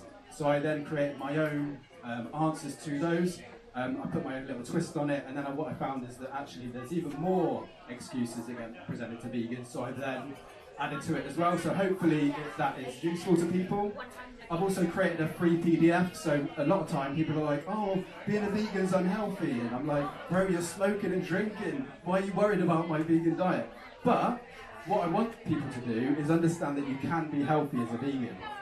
Give people the confidence. You don't have to talk about health, because the British Dietetics Association and the NHS both say that you can be a healthy vegan at every stage of life, so we can move that argument to the side and go back to the animal rights. And so yeah, it's called Healthy Vegan Diet. It's free PDF. If you type it into Google, you'll get it and you can download it, read through it. As I kind of mentioned, I've tried giving talks, I've made PDFs, I've made websites. I'll be honest, I gave a talk once and I took my clothes off because I thought that would make people go vegan. Honestly, I took my clothes off. I was like, if I get naked, I will make people go vegan. What I learnt from that is that some people enjoyed me taking my clothes off, but actually people didn't go vegan. But what they do go vegan from is this. This, along with a lot of other things, this is the most effective form of activism I've ever used. So what it is VR experience that the animals go through when we kill them, so it's slaughterhouse footage. Hi, I'm Ivana Lynch on behalf of Animal Equality. You may know me as Luna Lovegood, but what brings me here today is a story of no imagination. This is the tragic reality for dairy cows. I was unaware of the suffering behind every glass of milk, but what I discovered changed my perspective. I invite you to join me today on a tour of the dairy industry.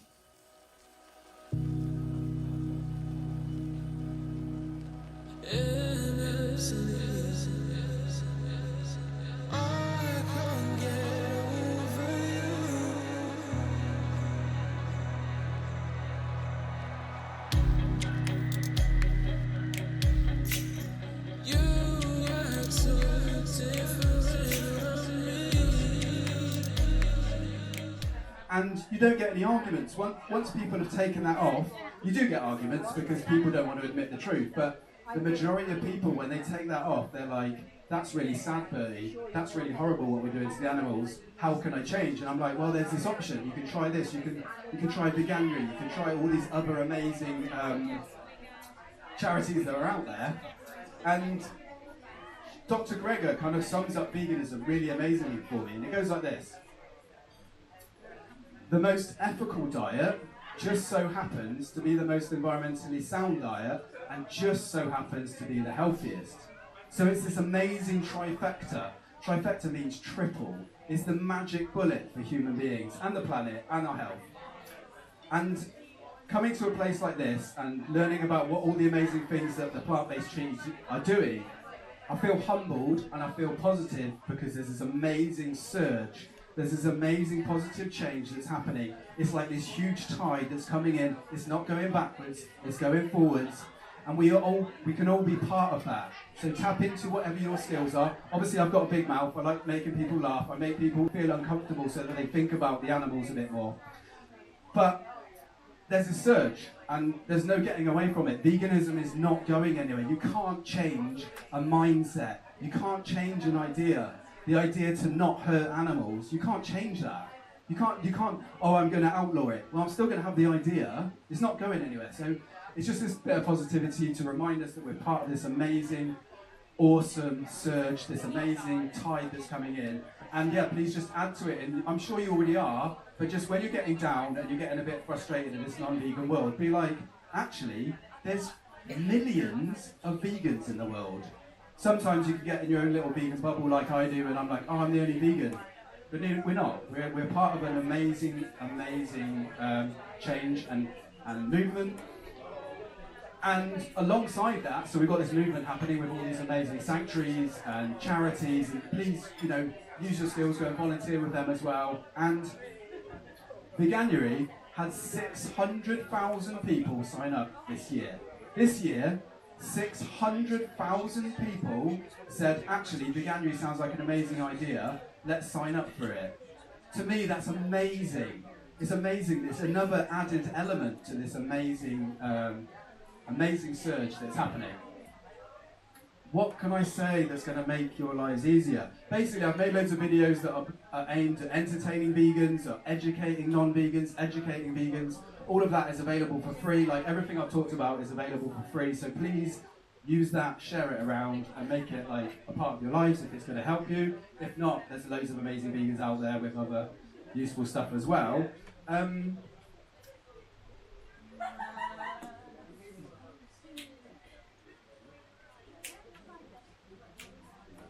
A line has come to me recently, and it's called "Until Every Cage is Empty." And for me, what that means, like I mentioned earlier, we have to keep going. We have to keep up this. Hello, dogs. We have to keep going. Don't give up. It's very easy to get downtrodden and fed up with arguing with non-vegans. I've been there. I've argued with a lot of non-vegans. I've been there a lot of times. But remember, when you're getting tired, when you're getting frustrated at your family not going vegan, or whatever it is, whatever's frustrating you, be like, actually, okay, I'm getting burnt out, I'm getting tired, what shall I do? Well, shall I give up? No, don't give up. Just have a little rest, recharge, go on holiday, do whatever you need to do to recharge, and then come back even more stronger and powerful for the animals. Does that make sense? I'm just sort of, I feel like I'm talking at you. Is this helping? Is this interesting? There we go, that's what I want. Sometimes it's a bit hard there's so many of you. I don't want to bore you. I want to hopefully give you a little nudge, here's an idea. Like, that's what happened to me all those years ago. That guy sold me the book on the street, made me realise that it's insane to actually use animals anymore in this day and age. And then, so yeah, hopefully I could be this little nudge and be like, guys, what are you good at? Use that to help the animals, and then you can go on and give little nudges to the rest of the world, and then hopefully it'll do something good. Am I near the end of my time? Another 4 minutes. 4 minutes? Do you want me to do a bit of stand-up? I think I've done all my stuff. Wait, what you need to do is tell me when I've got 1 minute to go, and I'll finish with a quote. So, how many vegans does it take to change a light bulb? 2. 1 to change it and 1 to read the ingredients. I know it's really bad, isn't it? It's really bad. But there's loads of really good vegan comedians out there, so they'll be able to keep you enthralled, more entertained, more than I can. But I feel like in the early days, what inspired me was logic, facts, and statistics. And so 65% of the human race, don't know if people know this, 65% of the human race is lactose intolerant, which means that they can't process dairy. Do you know what another interesting statistic is? 100% of the human race are not baby cows. They're not baby giraffes, they're not baby rhinos, and they are not puppies. 100%. Oh, you need milk? No, I don't. What are you on about? You need dog milk. No, I don't. Yes, you do. If I need cow milk, you need dog milk. We'll meet in the middle somewhere. But the reason I say statistics is because they stick in your brain. 65% of the world is lactose intolerant. The other 100% of the world are not baby cows. Does that make sense? Have I waffled? Have I vegan waffled? Has anyone tried the waffles? So I've got loads of amazing. I've got some talks online that if I haven't articulated myself properly today, they're available for you guys. But I'll leave you with this quote that came to me. The best way I can describe it is that, like, I have all these ideas and thoughts in my head, And I'm like, that one might work. Or that one, or that one. I'll try that one, then I'll try that one, then I'll try that one. But this one stuck in my head for a bit. I wrote it down, and I thought it would be helpful for you guys. So it goes like this.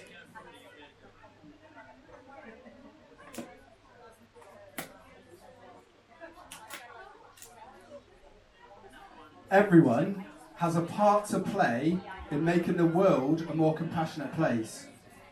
Go vegan, then use your skills to promote a vegan lifestyle. I've been Berty Justice. Thank you for the opportunity to speak up for the innocent animals of the world. I'll be around for the rest of the day and the party later if anybody has any more questions. Have a lovely life and enjoy the rest of your day. Peace! Thank you so much, Berty. Such positivity, and I think sometimes we forget just how much we've succeeded and how many gains we're making.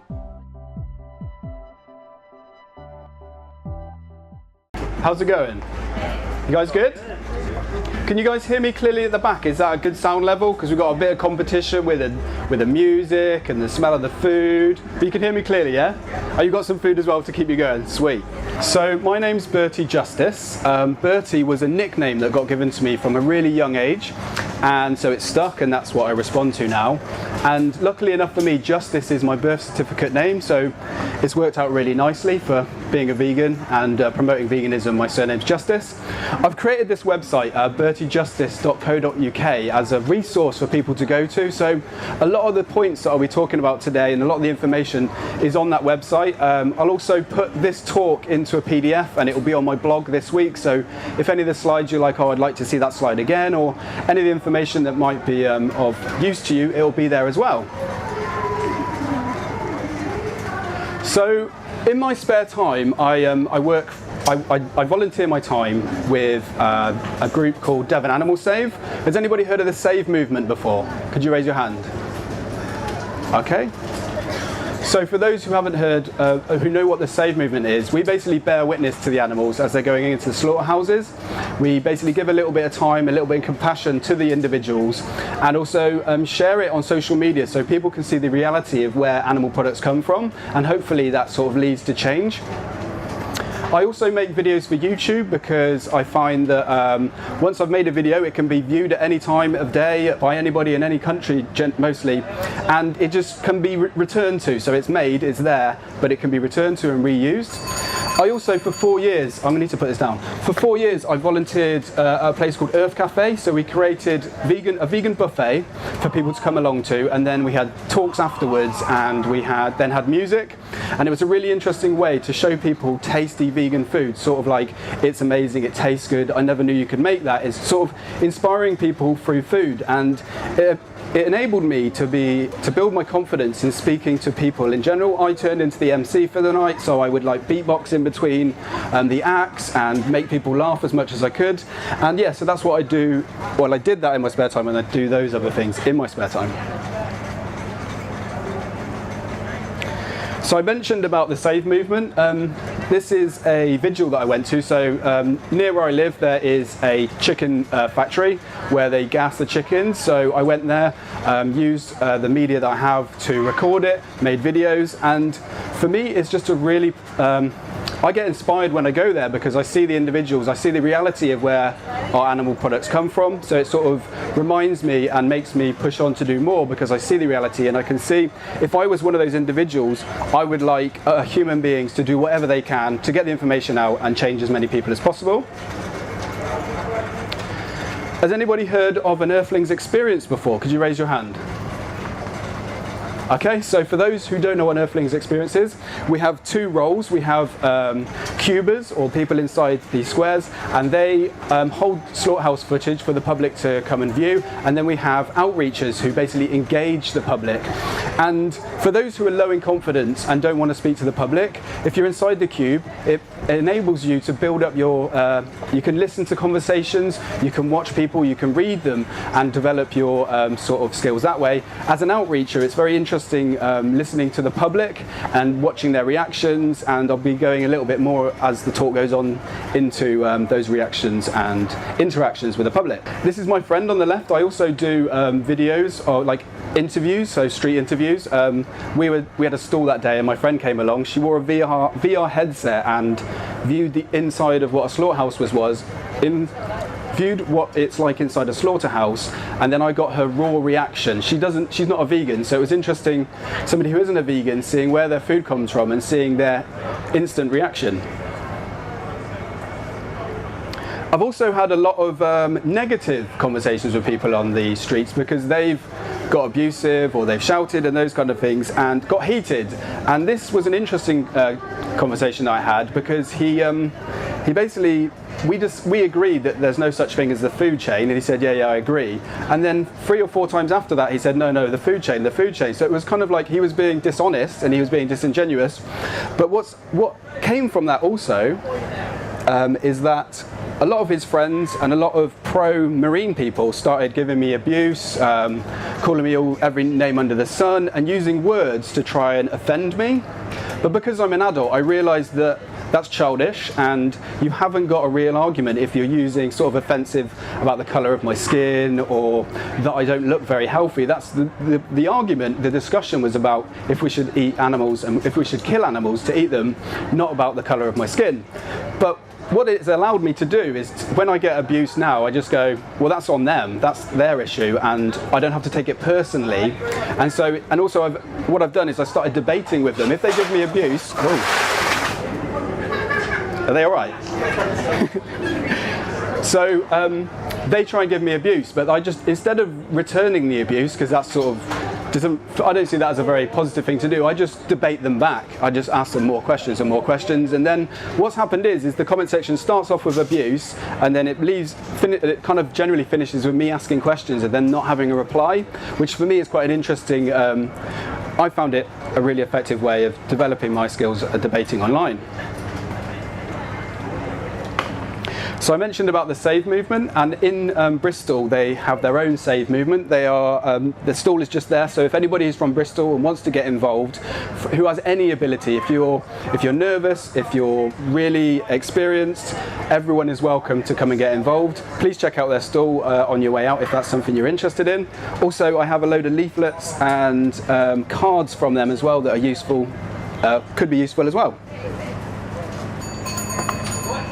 So, when I was younger, I used to be really nervous. I used to be nervous about putting my hand up in crowds. I used to not be able to put my hand up in a lecture. I used to be worried about what the next person next to me was thinking, and so I just wouldn't do it. I'd just be too nervous to even put my hand up and answer a question that I knew the answer to, or just ask a genuine question. And so I understand, for those in the audience who might be nervous, I don't want to have conversations with people on the street. I don't want to have in-depth debates with people. But what's happened is that over time my outlook has changed. I do get a bit nervous now when I'm in crowds, and I do get a little bit nervous putting my hand up, even though I do know the answer. But now I feel that fear, and I go, okay, there's some nerves there, but it's okay to be nervous. We all get nervous. So what I wanted you guys to do is, if you could raise your hand in a second, I'm going to ask you a couple of questions, and keep your arm raised. So the first question is, have you ever felt nervous before? So if you could raise your arm. So keeping your arms raised, and now look around the room all the way to the back for me. So what you can see is that you're in good company. Pretty much everybody held their hand up then. So the next question, who in the room feels 100% confident in every situation they've ever been in life? If you could raise your hand now, and everybody, if you could have a look around now. It's interesting, isn't it? So everyone's admitted they felt nervous before. Everyone has admitted that they're not 100% confident all the time. And what that means is when you're having interactions with people, you can observe if they're getting nervous and put them at ease. If they're getting angry, remind them that they're getting angry. If they're getting emotional, just be comforting to them and just sort of read them and help them in any way you can. So why am I here giving a talk to lots of strangers and people who are trying to build their confidence? 10 years ago, a stranger on the street came up to me and sold me a book. That book made me contemplate what I was doing with my life deeply, and it talked about slaughterhouses, it talked about treatment of animals, it talked about the toxins in meat and animal products, and I sat down one day and I thought, I don't want to be a part of that anymore. That doesn't align with who I am. When I see slaughterhouse footage, I don't go, that's the team I want to be in. When I see violence, I don't want to be a part of it. I want to be peaceful, and I think that in England we're quite conditioned to not really think about where our food comes from. So I'm here because people have given me a nudge. That person gave me a nudge on the street, and what you guys can do is you can all go and give people a nudge on the street. It doesn't have to be aggressive.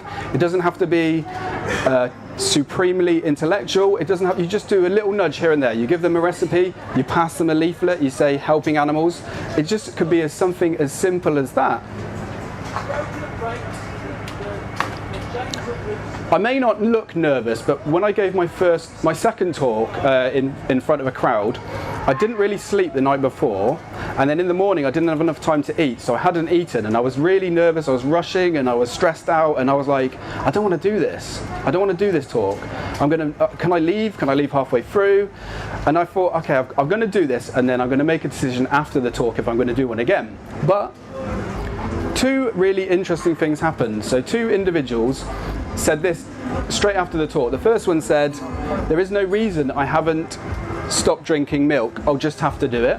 And the other person said to me, since you showed me that video about, it's called Making the Connection, a really positive video for anyone who's interested, they said, I'm going to do the vegan challenge for 30 days. And so whenever I get nervous, when I'm speaking to people on the street or when I am giving talks, I think, I can do this, and I will do this because there is a bigger cause, and the bigger cause is changing what people eat and the way that they think.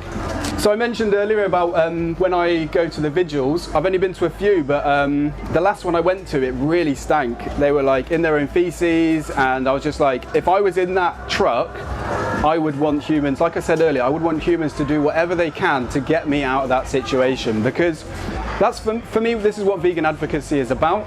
It's about speaking up for these guys because they are in distress. They are stressed out, they are depressed, and they're being treated incredibly inhumanely. Also, I do get nervous sometimes when I hand out leaflets because I overthink what the public are going to think about me handing out a leaflet. Are they going to judge me? Are they going to think this? Are they going to think that? Now I just pick up a leaflet and I hand it to somebody in the street and I go, helping animals. In fact, it's more like this, helping animals. And then if they go no, like that, I don't do it. But generally, most people want to help animals. Hand them a leaflet, and you've planted a seed. You've made them think. These leaflets that are at the front that are for you guys to take away is about the Save movement. And there's hundreds of leaflets today, and there's lots and lots of really positive groups. So just take a leaflet, pass it on, put it through somebody's letterbox. We can all make a difference. So there's lots of literature out there about confidence building, about speaking, giving talks, and all sorts of things. So I really recommend this book called Feel the Fear and Do It Anyway, because sometimes that's what it's about. Yes, I get nervous, but I'm going to do it anyway because I can help the animals. And also, don't write off the literature and the talks that are out there. Watch them open-mindedly and then make your own decisions about them afterwards. So you've given them a chance. You've gone, okay, I'm a bit skeptical, but I'm going to listen through. I'm going to read the whole book and then make a judgment. Instead of reading 2 chapters and then going, it's not for me, I feel that there's lots of hidden gems in literature and talks out there.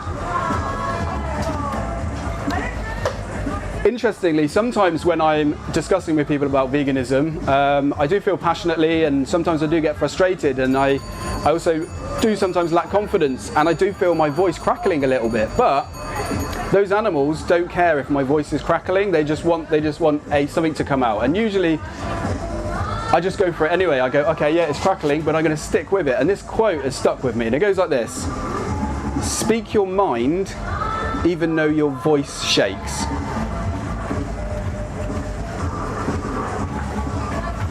So in the last 6 years, this is what I've done as an individual. I don't do this because I want to pamper my ego. This is just the things that I've done in the last 6 years. So this is my 22nd public talk on veganism.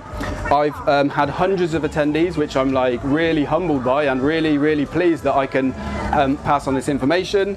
I've made over 100 videos on YouTube about veganism. I have handed out thousands of leaflets, and I've had hundreds of public chats, and each one has helped me learn. It's really interesting what we can learn from people we don't know. So everyone's learned different things, and you can read and you can listen to what people are saying.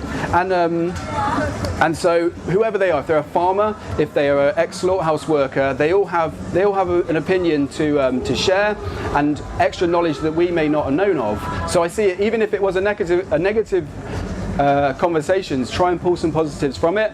And I've had one marriage proposal.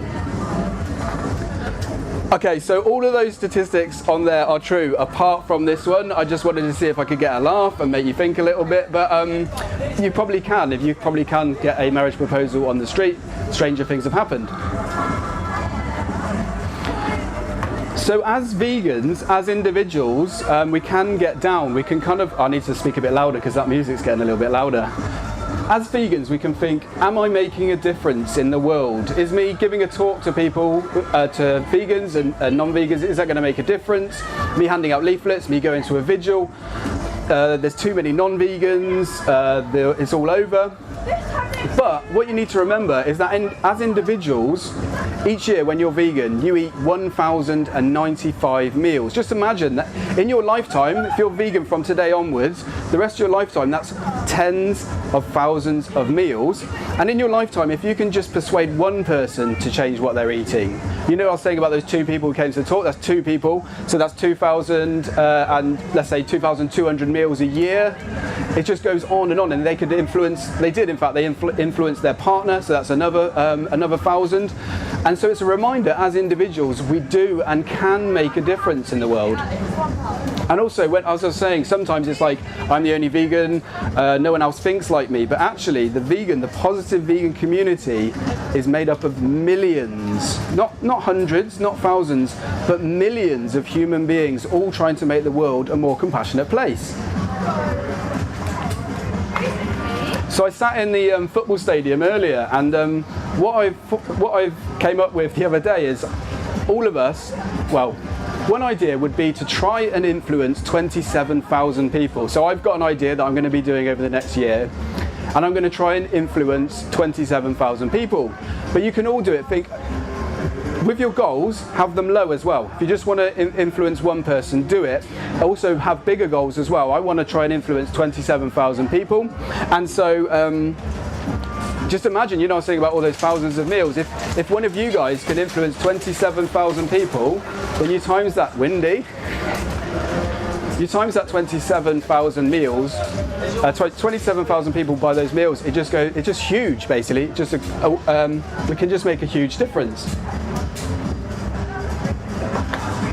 Does anybody know who this is on the screen? Could you raise your hand? Oh, it's a bit, okay. Who is it? It is, yeah. So it's Patrick Babumian. He was given a talk earlier. He's a vegan strongman, and basically, really inspiring guy. So if you haven't checked out his talks already, they'll be online, so you can go back to them. But for me, confidence is a little bit like a muscle. Some people are naturally born with big muscles, and they don't have to work out and they don't have to put in work. But a lot of people have to work on it. Not everyone, like you all put your hands up earlier, you're not 100% confident in every situation. It's not something we're generally born with. It's something that we can build. I'm inspired by a lot of people online, a lot of YouTubers and a lot of writers and a lot of authors, and 3 of them that I'm really inspired by, and if you don't already know who they are, please check them out. So there's Joey Carbstrong, there's Earthling Ed and James Aspey, all of them. In fact, on these cards there'll be links to their inspiring talks as well, so please check them out, and also just check out their street interviews for different ideas of how to deal with the public. Has anybody heard of Banana Warrior Princess? If you have, could you raise your hand? Okay, so for everybody else who hasn't heard of Banana Warrior Princess, please check out her stuff as well. She has really inspiring stuff online where she speaks to people on the street, and lots of positive videos as well. In the early days when I was vegan, I was worried about health, and I was worried if I'm going to get protein, and I was worried if I was going to get enough calcium. But there's lots of health bodies that say that you can be a healthy vegan, but 2 of them that I've got today are the the Academy of Nutrition and Dietetics. They're from America. And I'll just quickly read what they say. It is the position of the Academy of Nutrition and Dietetics that appropriately planned vegetarian, including vegan diets are healthful, nutritionally adequate, and may provide health benefits for the prevention and treatment of diseases. So combine that with the NHS, that they also say that you can be a healthy vegan at every stage of life. As vegans, that gives us reassurance. It's a reminder that you don't have to worry about is there every nutrient in the plant kingdom, because there is. And what that does is when you have discussions about health, you don't have to worry and think, oh, I don't have the answers.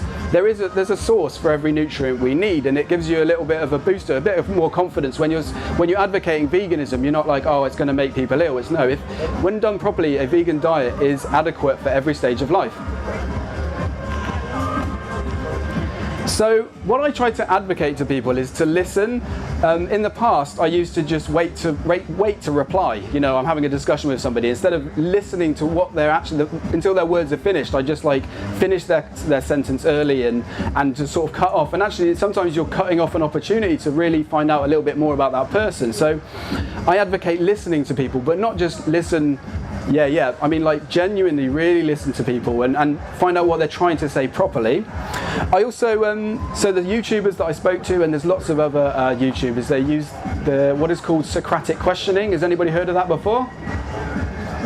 Okay, so Socratic questioning is where you ask people, they give you the answer, and in some respects they answer, they sort of unravel themselves a little bit, and you leave it up to them to sort of explore their answers.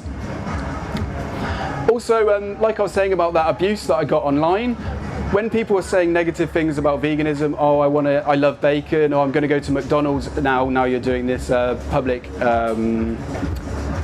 public event and trying to get at you, don't take it personally. You as an individual, it's not you. They're just childish, and that's what happens. But just don't take it personally, because it's not for you to take personally. Hiya. As much as possible as well, try and remain calm. People have got really angry at me before. People have got really in my face and said abuse to me, but all the time I've tried to not rise to it and not get aggressive. Just remain calm, remain logical, and if they are getting aggressive, it's interesting why they're getting aggressive, because you're asking something that they don't want to really talk about, which is why are you not talking about the truth? Why are you trying to ignore the truth? Why are you getting angry at me for telling you the truth? It's quite an insightful thing. So what I also advocate is patience. Patience with friends, patience with family, patience with new people we meet, because I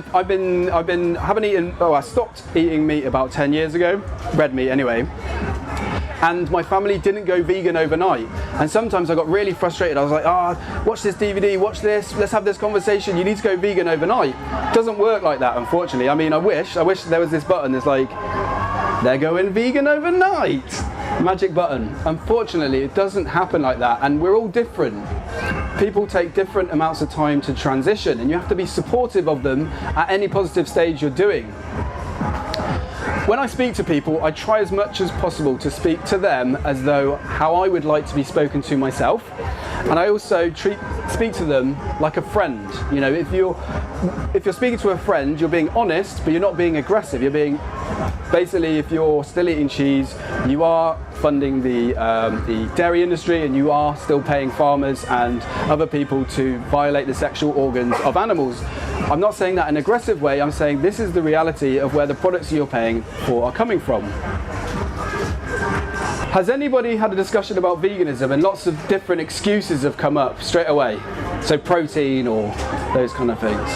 Okay, so for those who haven't, I've had hundreds of conversations about veganism with people, and I've heard lots of excuses over and over again. But what you do over time is you develop a skill to answer the questions quite quickly and politely. So lions. So a lot of people say lions eat meat, so therefore I eat meat.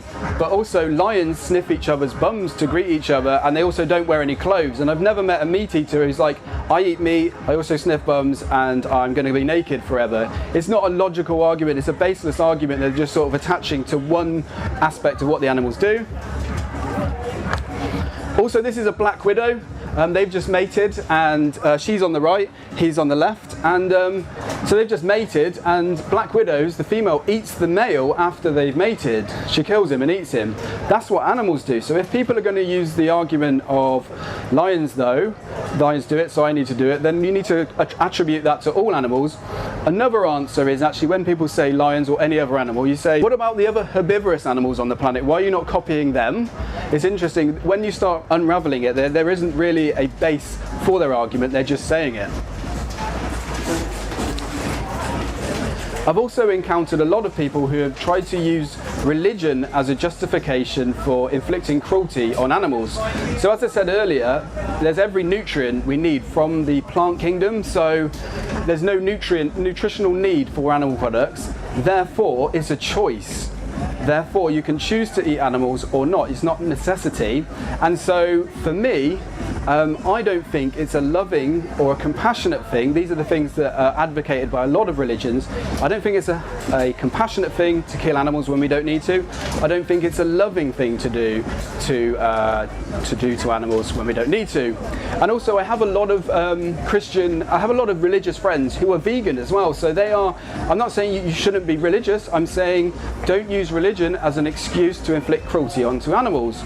Also, there is a big group in America called the Seventh-day Adventists. They're Christians and they are vegetarians and vegans, so it's, there's another option. If you do want to be a Christian, you can do it and be a vegan. So I was saying about those excuses, has anybody heard of vegan Sidekick before? All the excuses and a lot of the arguments that are presented to vegans, vegan Sidekick makes these amazing free cartoons to reply. So if you're ever having a debate online and you don't want to type it out, you can use a graphic instead. So also food chain is used quite a lot, like I mentioned about the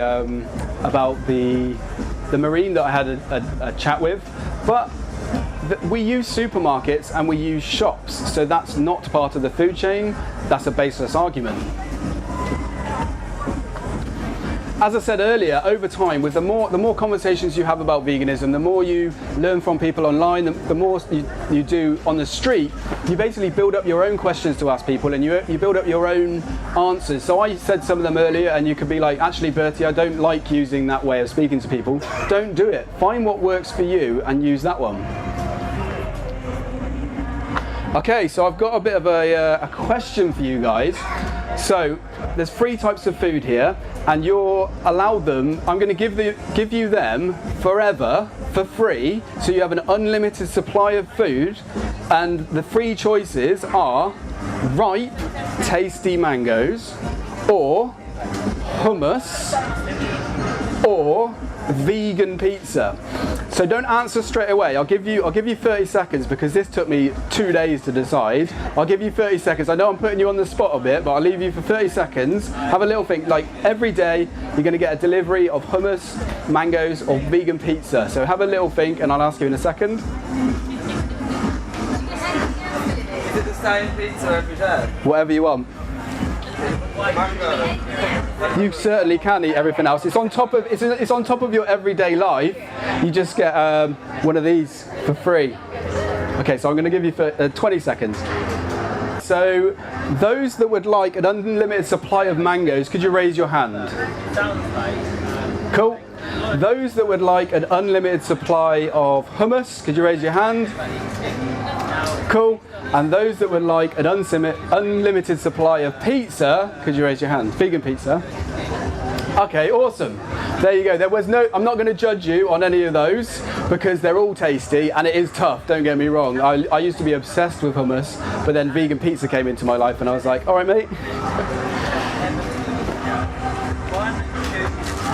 So, I advocate stepping stones. I want everybody to go vegan overnight. I would love that, but I'm a realist, and the majority of people that I know that are vegans didn't go vegan overnight. This is in fact the stepping stones that I took, so I know that they worked for me, they were easy, and yeah, so if people want to go vegan overnight, I'll support you. If you want to go pescatarian, I'll support you. If you want to go chickatarian, just eat chicken, I'll support you and help you, and I want you guys to do that with other people as well. So if somebody isn't going vegan overnight, go, okay, that's cool. You're taking some meat out. Okay, cool. You're gonna do no dairy for a month. Support them and help them along the way instead of like chastising them or like getting angry at them and just like making them feel worse. Just be like, that's really positive, but remind them that they're stepping stones. Oh, there's an announcement over the top as well. It's all going on today. Bit of wind, bit of music, bit of an announcement. Right. What I also want everyone to do is, if you've been vegan for a while, I'd like you to get active. I'd like you to maybe go and check out the Save movement, sign up to one near you, maybe make a video, do whatever feels comfortable to you, hand out leaflets, put them through people's letterbox. That's very, you don't have to speak to anyone then, you just put it through a letterbox. It's all legal. But I'd like everyone to be vegan because it's great being vegan, but actually we need to get the message out and we need to promote a positive message and just basically give a nudge to people on the street and the other people that we meet in life. Has anybody heard of the Bite-Size Vegan on YouTube?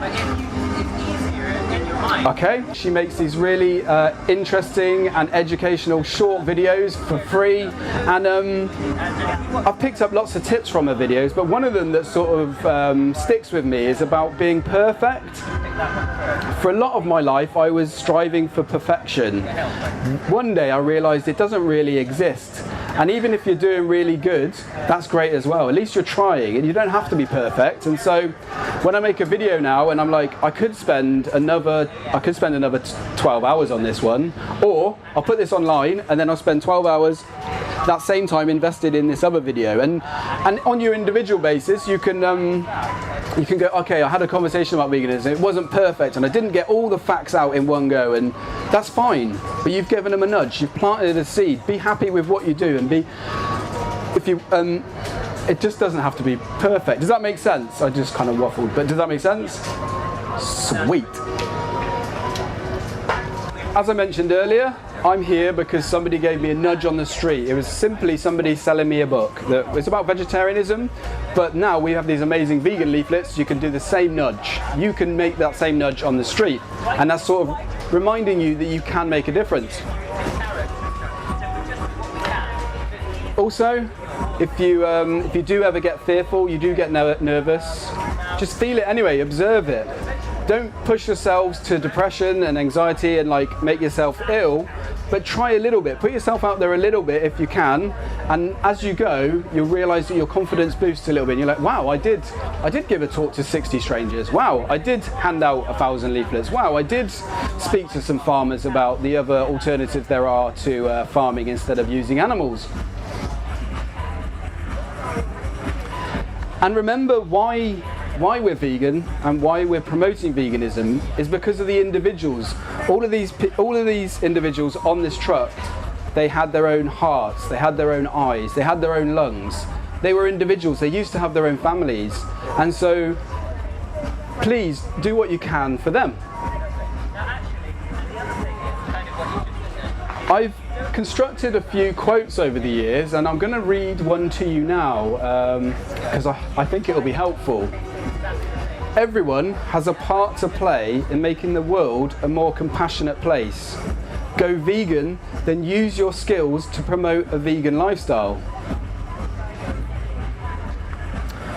My name was Berty Justice. Thanks for your time. Have a lovely day.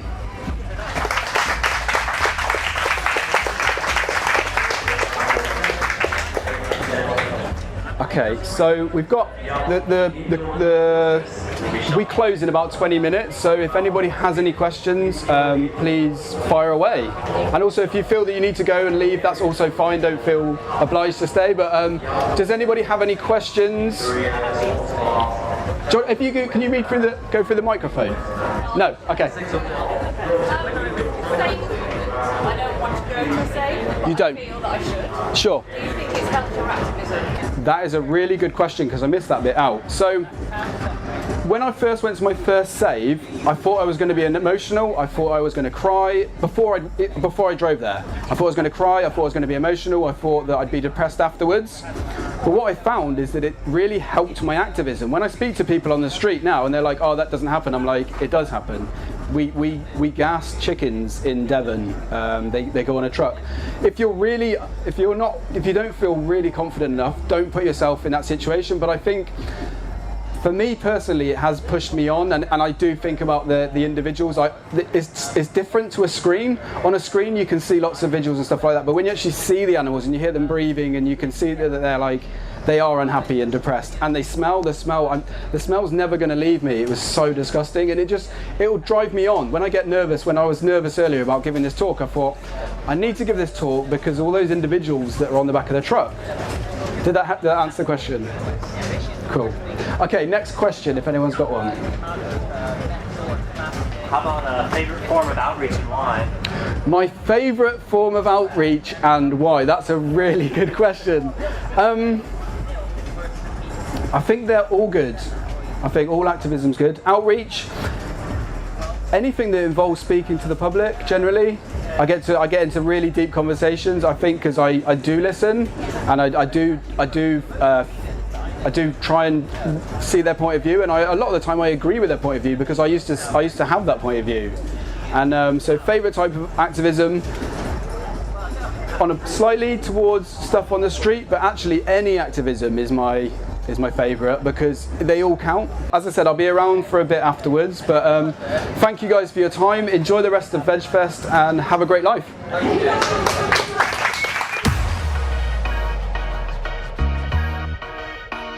Also, because we're in the UK, we have this distinction, we have this strange separation between dogs and pigs. We treat them differently when really they're just animals. So if I was to say I fancy a dog burger, everyone would be frowning, they'd be, why are you doing that? That's really harsh. And I'd be like, but you just came from McDonald's.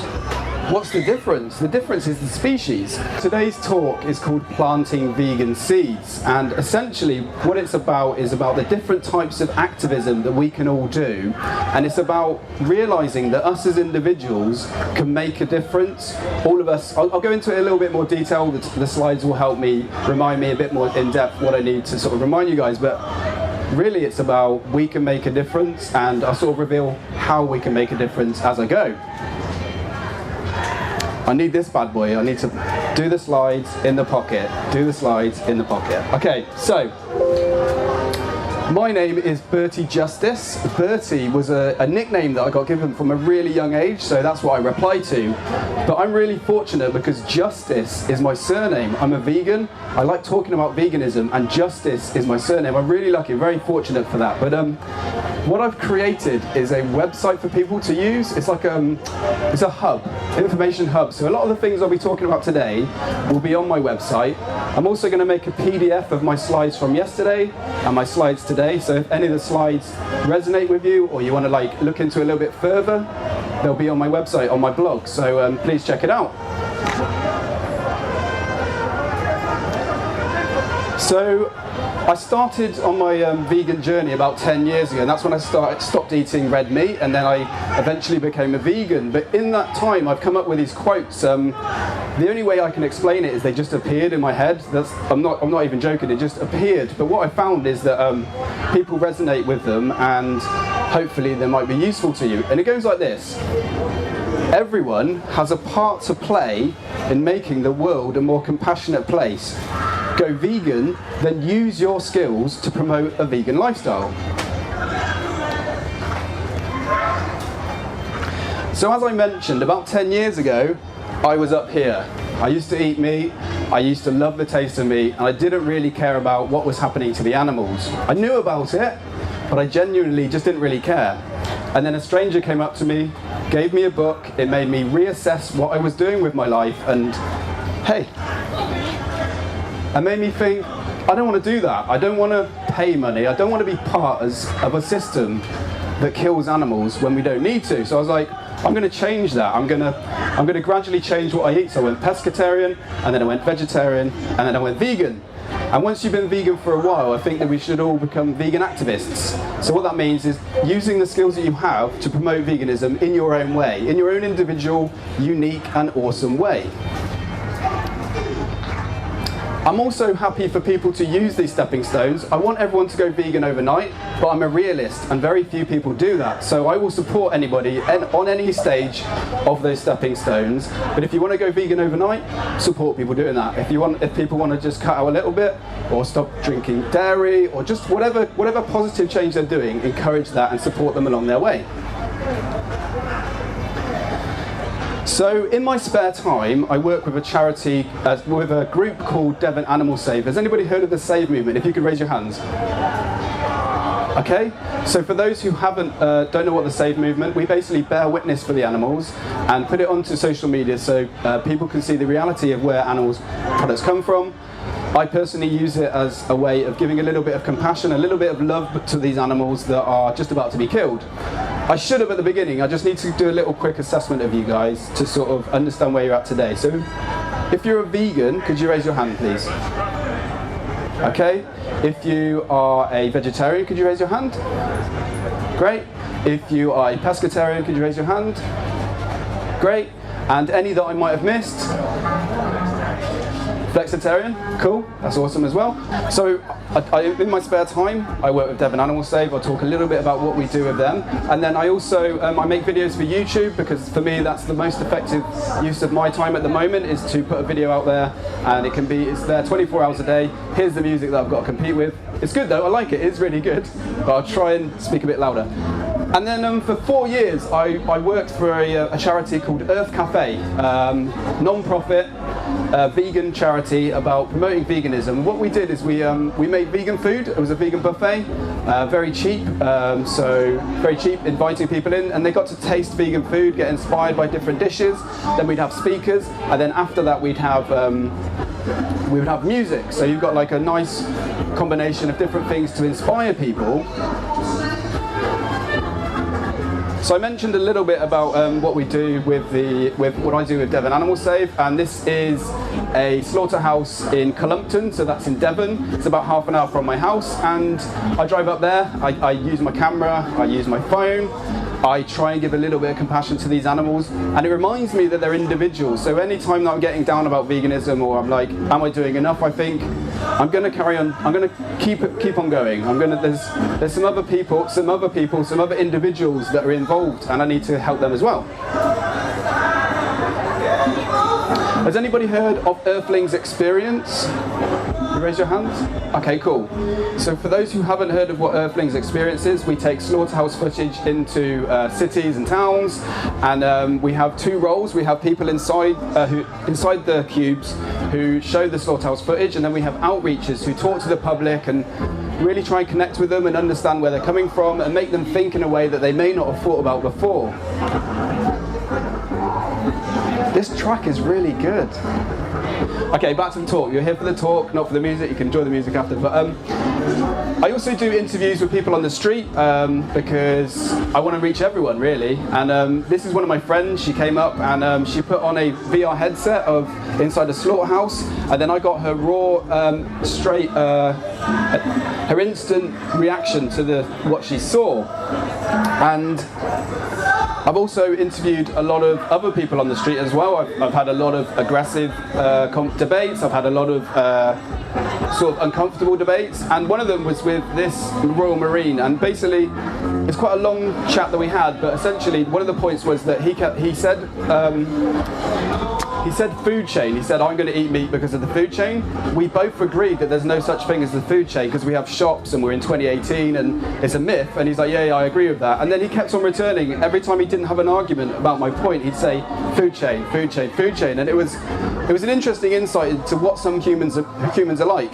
We agreed it wasn't a thing, but then he was like, no, there's a food chain. It's quite an interesting insight into how people react. And through this video, I've had a lot of abuse online. I've had a lot of people trying to offend me with words, and they've tried to belittle me. They've said all sorts of things about veganism, but what I realised is they're just words.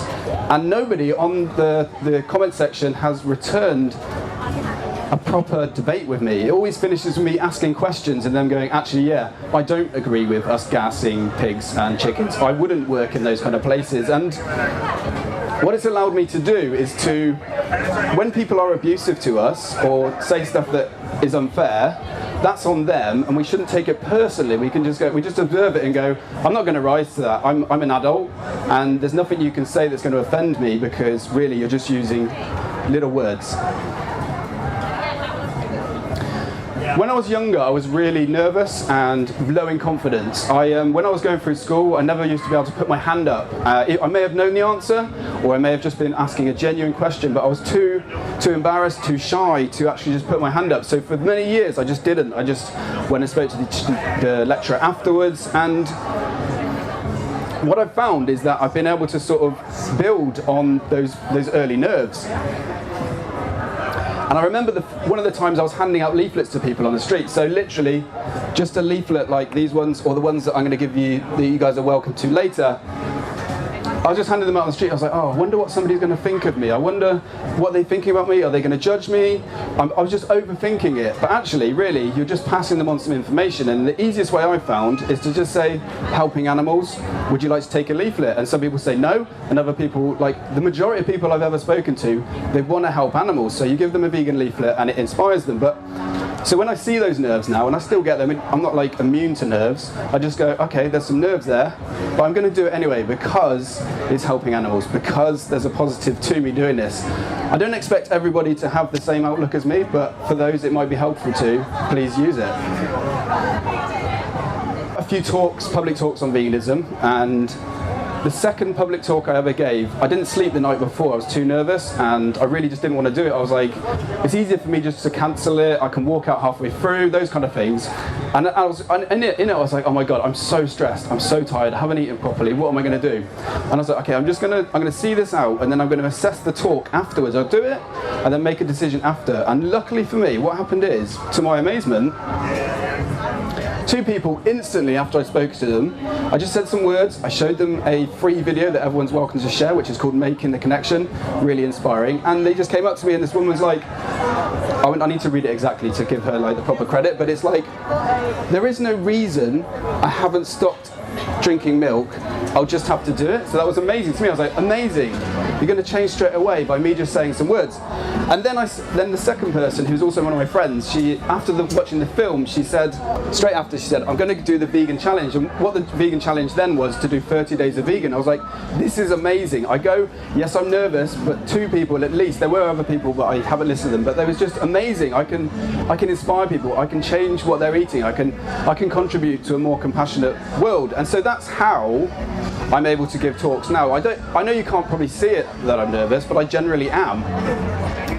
And these are what I've been doing over the last 10 years. I don't use this as like, it's not for my ego, I'm not trying to pamper my ego. This is to show what each individual can do. So what I've done is I've given 22 talks on veganism to the public.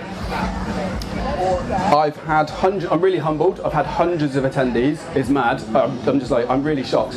I've made over 100 videos about veganism, or inside the description it is about veganism.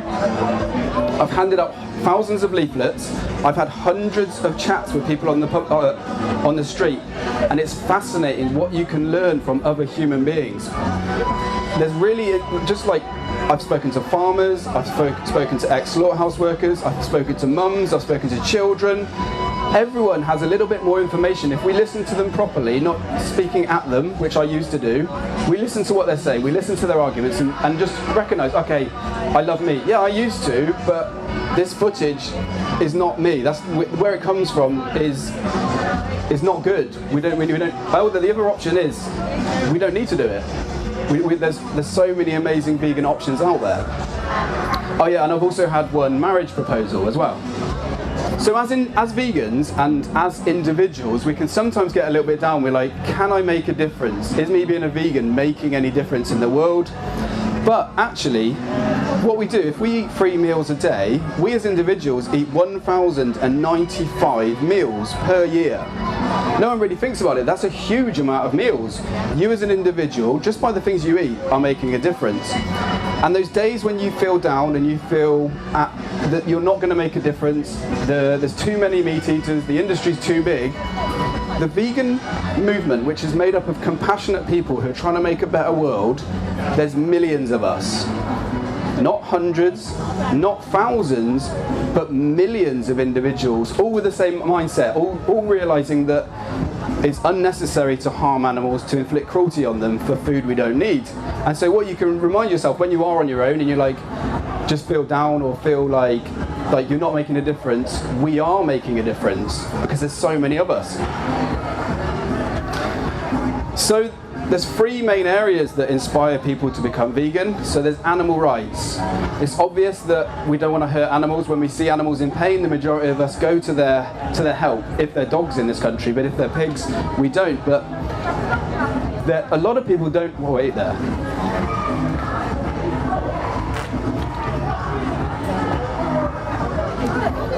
Animal rights means that we treat other beings on this planet with the same compassion we would like.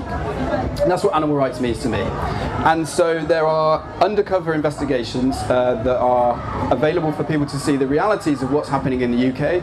One of them is 2016 Exposed, and the other one is Land of Hope and Glory. I understand that everybody is at their own stage and can only deal with what they can, if you know what I mean. So if you're really depressed and unhappy, don't put yourselves through it. Personally, I watch them because I show it to people on the street, and I'm like, yes, I don't want to just show them something that I haven't watched myself. I want to be honest, and I also feel that I need to learn personally about the practices that are happening, but remembering that you're all individuals, so do what works for you. And as vegans, I remember in the early days, I was promoting veganism, but I didn't really know a lot about nutrition. So I was like, am I wrongly promoting this lifestyle? Because I'm an ethical vegan, I was like, it doesn't make sense to hurt animals, but can I promote this if I'm going to make people ill and that kind of thing? And what I found is that the Academy of Nutrition and Dietetics confirmed that us vegans can be healthy at every stage of life. Also, the NHS say that we can be healthy vegans at every stage of life.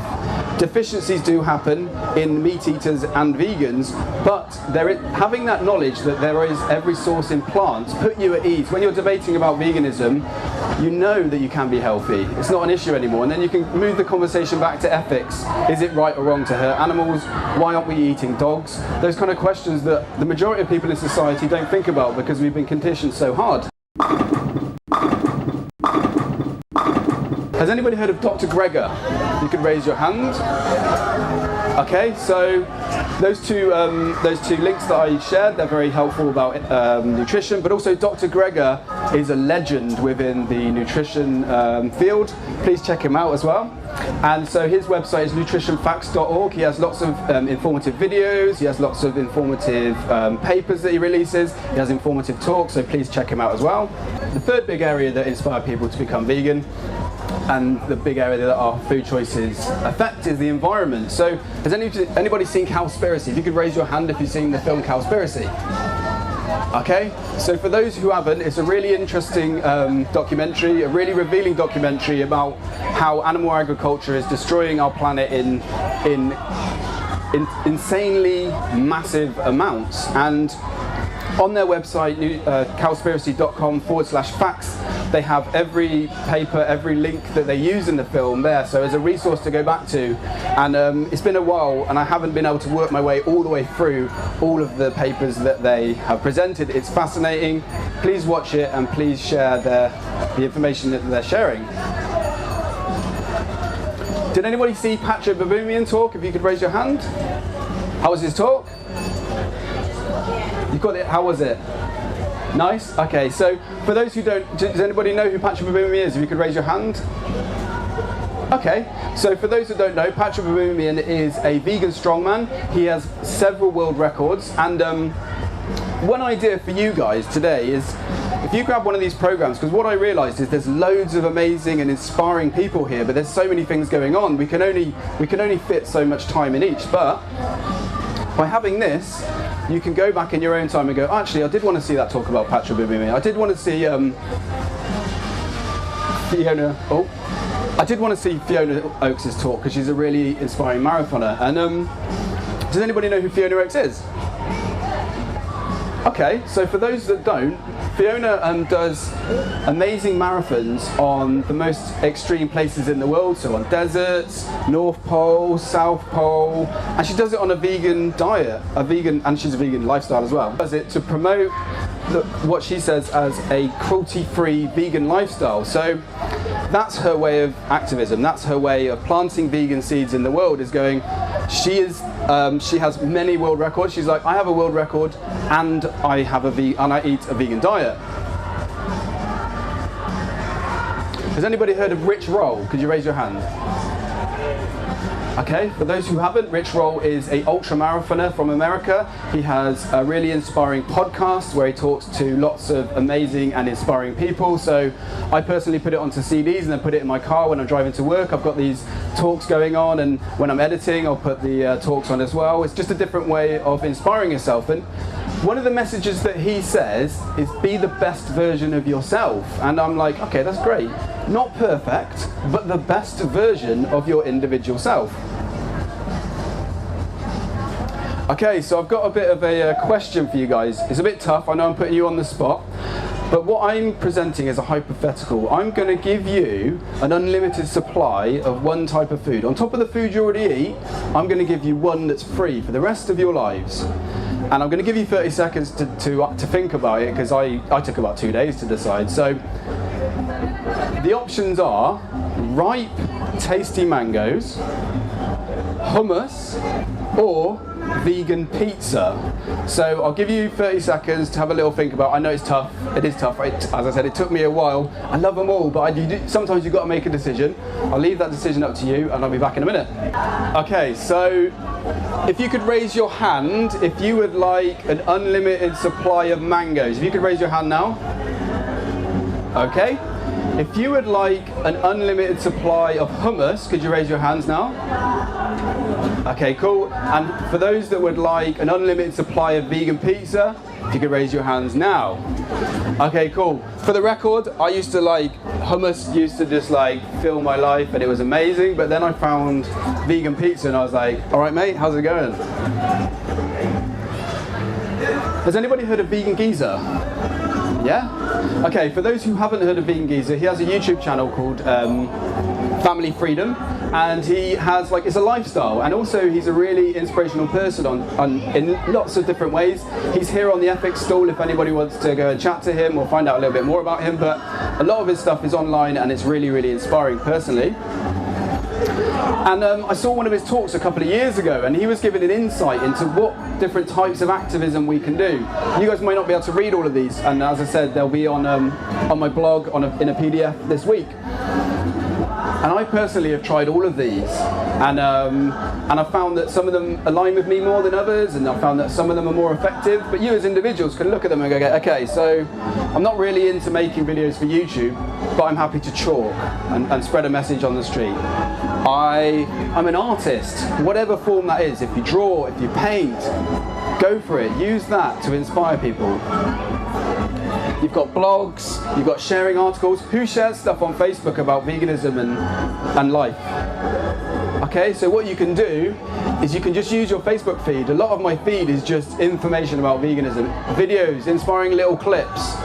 All of those plant seeds with people.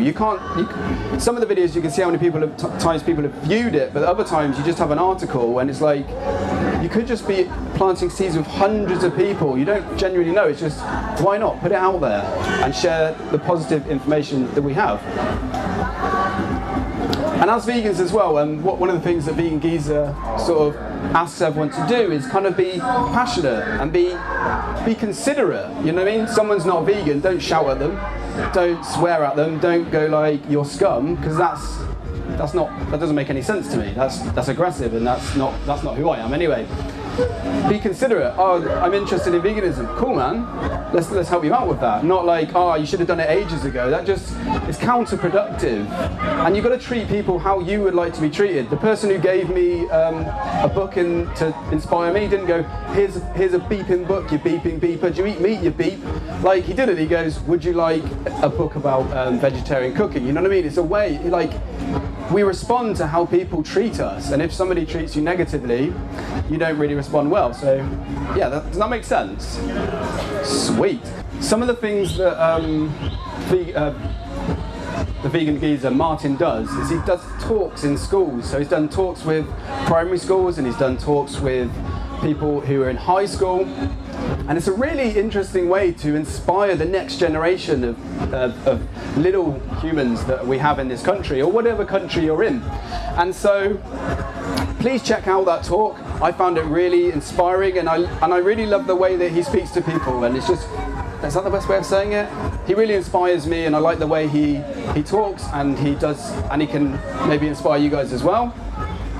Has anybody heard of Animal Aid?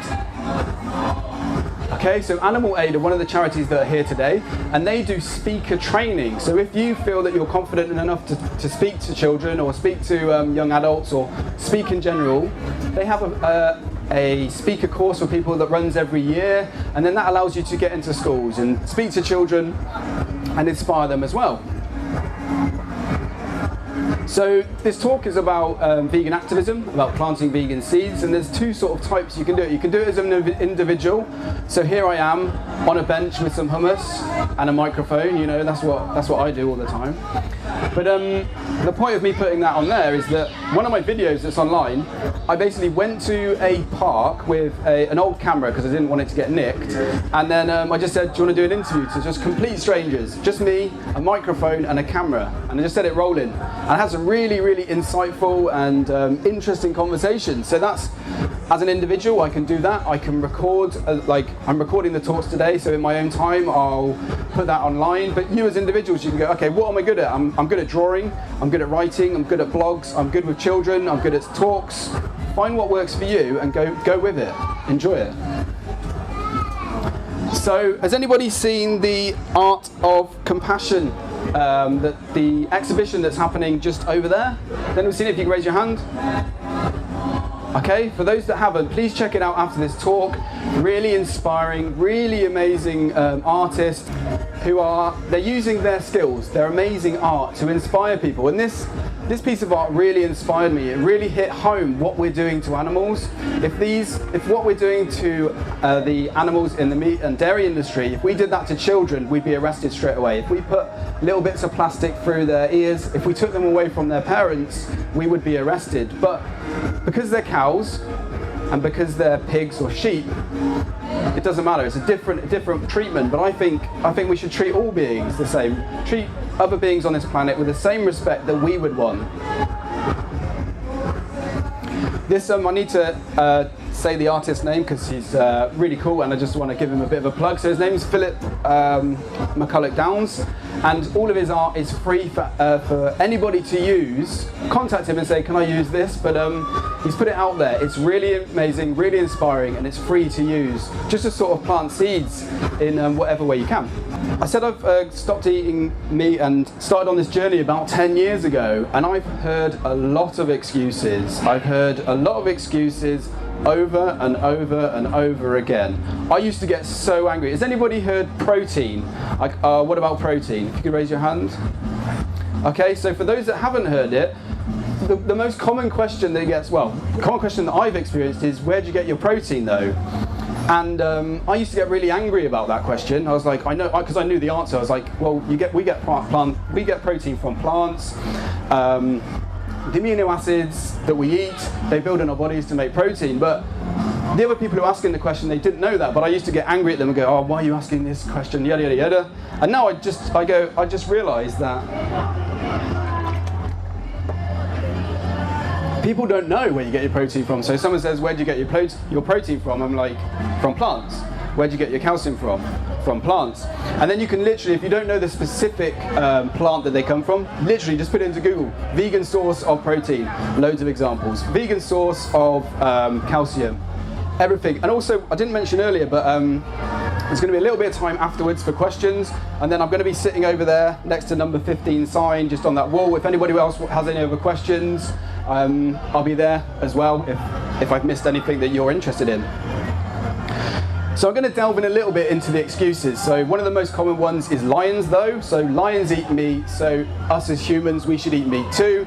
the interesting thing about lions is that they sniff each other's bums to greet each other, and they don't wear any clothes, they go naked. So what I say to meat eaters when they say, oh, lions eat meat, I go, are you going to replicate everything that lions do? Are you going to not wear any clothes anymore? Are you going to sniff my bum when we greet? No one has ever said yes so far, but it's an interesting thing because they haven't really thought about their argument. There's a lot of arguments that get presented to vegans that are baseless, and what we have to do is be calm and considerate when we're speaking to them about it. Don't be like, you're a you're this, you're that, whatever, because they don't know the answer and they've asked you a question you've heard 100 times. Be considerate and be like, no, lions don't eat weather.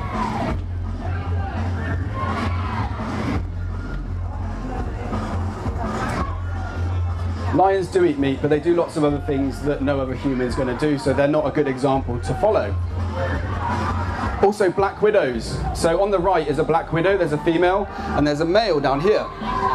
And so when they mate, after they've mated, the female will eat the male. And so when people say, oh, lions eat meat, I say, black widows, the female eats the male. Are you going to do that as well? Because that's what animals do. And that highlights that their argument is baseless. It doesn't work. So over the years, people have used religion, to me, to justify inflicting cruelty onto animals and hurting them when there's no nutritional need. They've said, this part of this scripture says this, the vicar says that I need to do this. But for me, I used to think I was a Christian, and I don't have anything against religion, that's up to you. I have a problem with people using it to justify hurting animals. So for me, a loving God does not want anybody to hurt animals when you don't need to. A compassionate God does not want anybody to hurt animals when you don't need to. Also, there is a big group called the Seventh-day Adventists, and they are vegan and vegetarian Christians. Also, I have a lot of religious friends who are also Christians, so not just Christian, they are lots of other faiths as well. So we can't use religion, when we know that there's another option, we can't use religion as an excuse, as an argument against veganism. Has anybody heard of vegan Sidekick? Can you raise your hand? Okay, so for those who haven't heard of vegan Sidekick, he creates these really interesting cartoons and illustrations that basically break down all of the arguments that are presented to vegans. And his stuff is free as well, so please check out his stuff online. And I mentioned about the food chain. There is no such thing as a food chain. In 2018, when we use shops, also if there was a food chain, we're absolutely destroying the oceans to a point of no return in some respects. So you can't say food chain, oh, you're destroying the oceans, because food chain really means about keeping an ecological balance, and it doesn't make sense. Animal agriculture is destroying the planet in many ways. Doesn't exist. We have shops. What I do is I've sort of formed a set of questions that I like to ask people, and also there are lots of other inspiring people on YouTube and other areas that also have their own line of questioning, but these are the ones that I use and find effective, and they're like this. What's stopping you going vegan? Because then they go, then you get the reasons, and then you can talk through the reasons. What's your view on gassing animals in the UK? So pigs and chickens, we gas them as one of the methods. What's your view on that as an individual? Are you an animal lover? Because what you have from then is actually, I believe that a lot of people in the UK aren't animal lovers, they are pet lovers. I used to be a pet lover. I used to love the little fluffy animals that we had in our house, but I was eating other animals. So for me, that's not a thing of love. And to be a true animal lover, I believe that we have to be vegan. The other interesting question, and very few people that I've ever asked, I asked them, can you kill animals yourself? Genuinely, because I can't. I've tried a few times in the past, I have, and it was horrible, it was horrific. I'm never doing that again. And I asked them, I say, would you be able to kill animals yourself? Also, because we're in the UK, we have this distinction, we have this strange separation between dogs and pigs. We treat them differently when really they're just animals. So if I was to say I fancy a dog burger, everyone would be frowning, they'd be, why are you doing that? That's really harsh. And I'd be like, but you just came from McDonald's. What's the difference? The difference is the species. And we ask these questions, as I say, from a considerate place, like you would a friend, because they may not have been asked these questions before, and you get to sort of get an insight as to where people are at. So as I said, I haven't always been confident, and I haven't always been confident in debating people or chatting about veganism, but what happens is, over time, the more you research about veganism, the more you have conversations with people, the more you come to talks like this one, or other inspiring talks at VegFest, you build up answers, and you also develop, and also the way I answered those questions, that's my technique. You'll develop your own. You'll be like, Bertie, I didn't like that line of answering. I'm going to use this other one that's a little bit more in line with who I am, and that's totally fine. I'm not here to say you must do what I do. I'm here to present ideas, and then you'll form your own from the ones that work or don't work for you. And yeah, so with the answers, I'm pretty happy to have a debate about veganism with anyone, because I've been really fortunate that I've spoken to hundreds of people about it, and I've just heard the same ones over and over again, and I'm happy to just sit down with somebody for 40 minutes, an hour, and go, let's talk about it, let's go into the other avenues, and that's through time, through having people ask me like 40 questions in a row, and other things like that. But what I'm trying to say is, overall, you'll develop your own confidence, your own understanding, your own answers as you go. So if you feel that you're a little bit like shy and you're a little bit low in confidence because you don't know all the answers, they do come with time.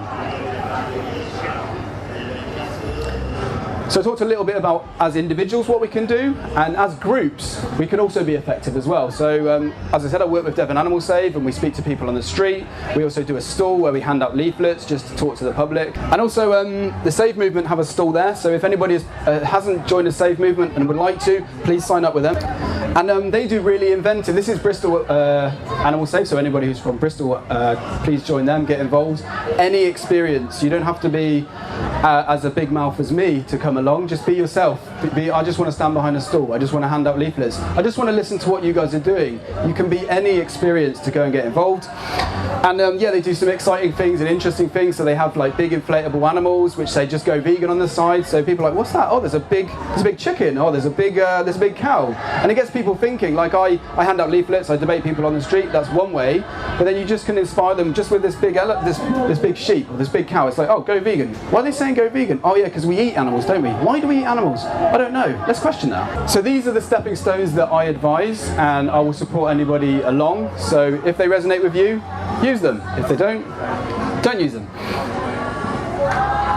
One thing about my activism is, for a long time I wanted to be perfect. I wanted to say the right thing. I wanted to have the right answer every single time. Life doesn't work like that for me. Well, for me anyway, it doesn't work like that. What I've learned to do is just do your best. Don't be perfect. You don't have to be perfect. As long as you do your best, that's what really counts. And that idea sort of got inspired by a person called Bite Size Vegan. So has anybody heard of Bite Size Vegan?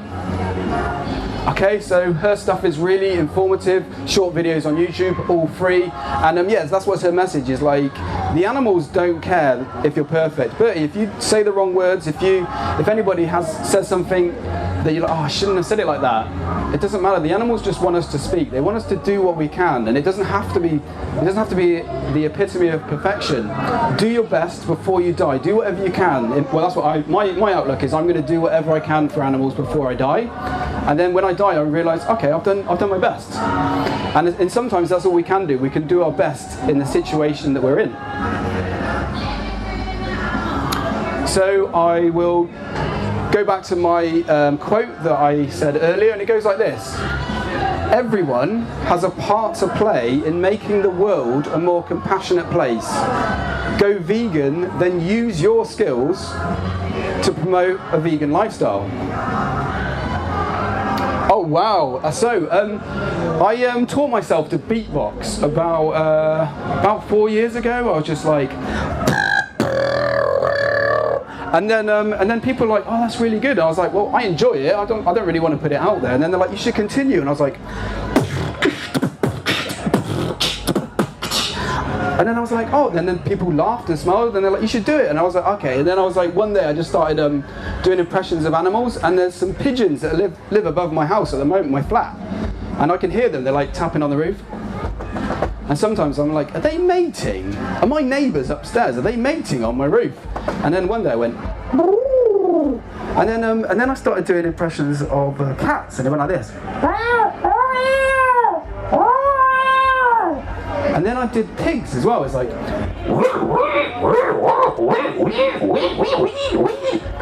and then I started just doing my own beatboxing, and it went like this.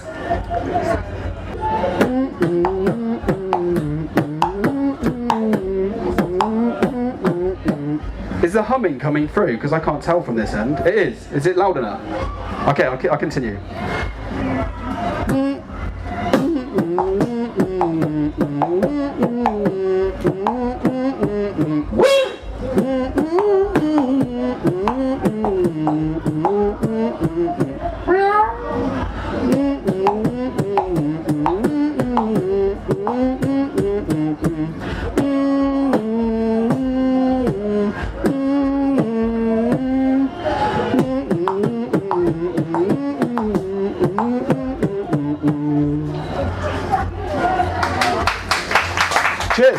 Cheers. So the reason for that is that I use that, like people came to my talk last year and I was like, oh, what happened? And they're like, well, you beatboxed? And I was like, yeah, what else? They're like, well, I don't know, you just beatbox. So that's my way of, a little bit of activism is to become like, I call myself VegBox for obvious reasons, but yeah, it's just a little way of planting seeds with people, little ideas. You probably wouldn't have taken in all the talk. It's a lot to take in, but you might have remembered that. You might have remembered the hummus bit. But yeah, that's my form of activism that I sort of developed over the years. Okay, that's actually the end of the talk, so thank you guys for your time. It was really awesome that you've come here instead of all these other amazing things that have gone on. As I said, we've got a little bit of time for some questions, and then once I get kicked out of here, I'll be over there. So thanks again guys for coming along, you've been awesome.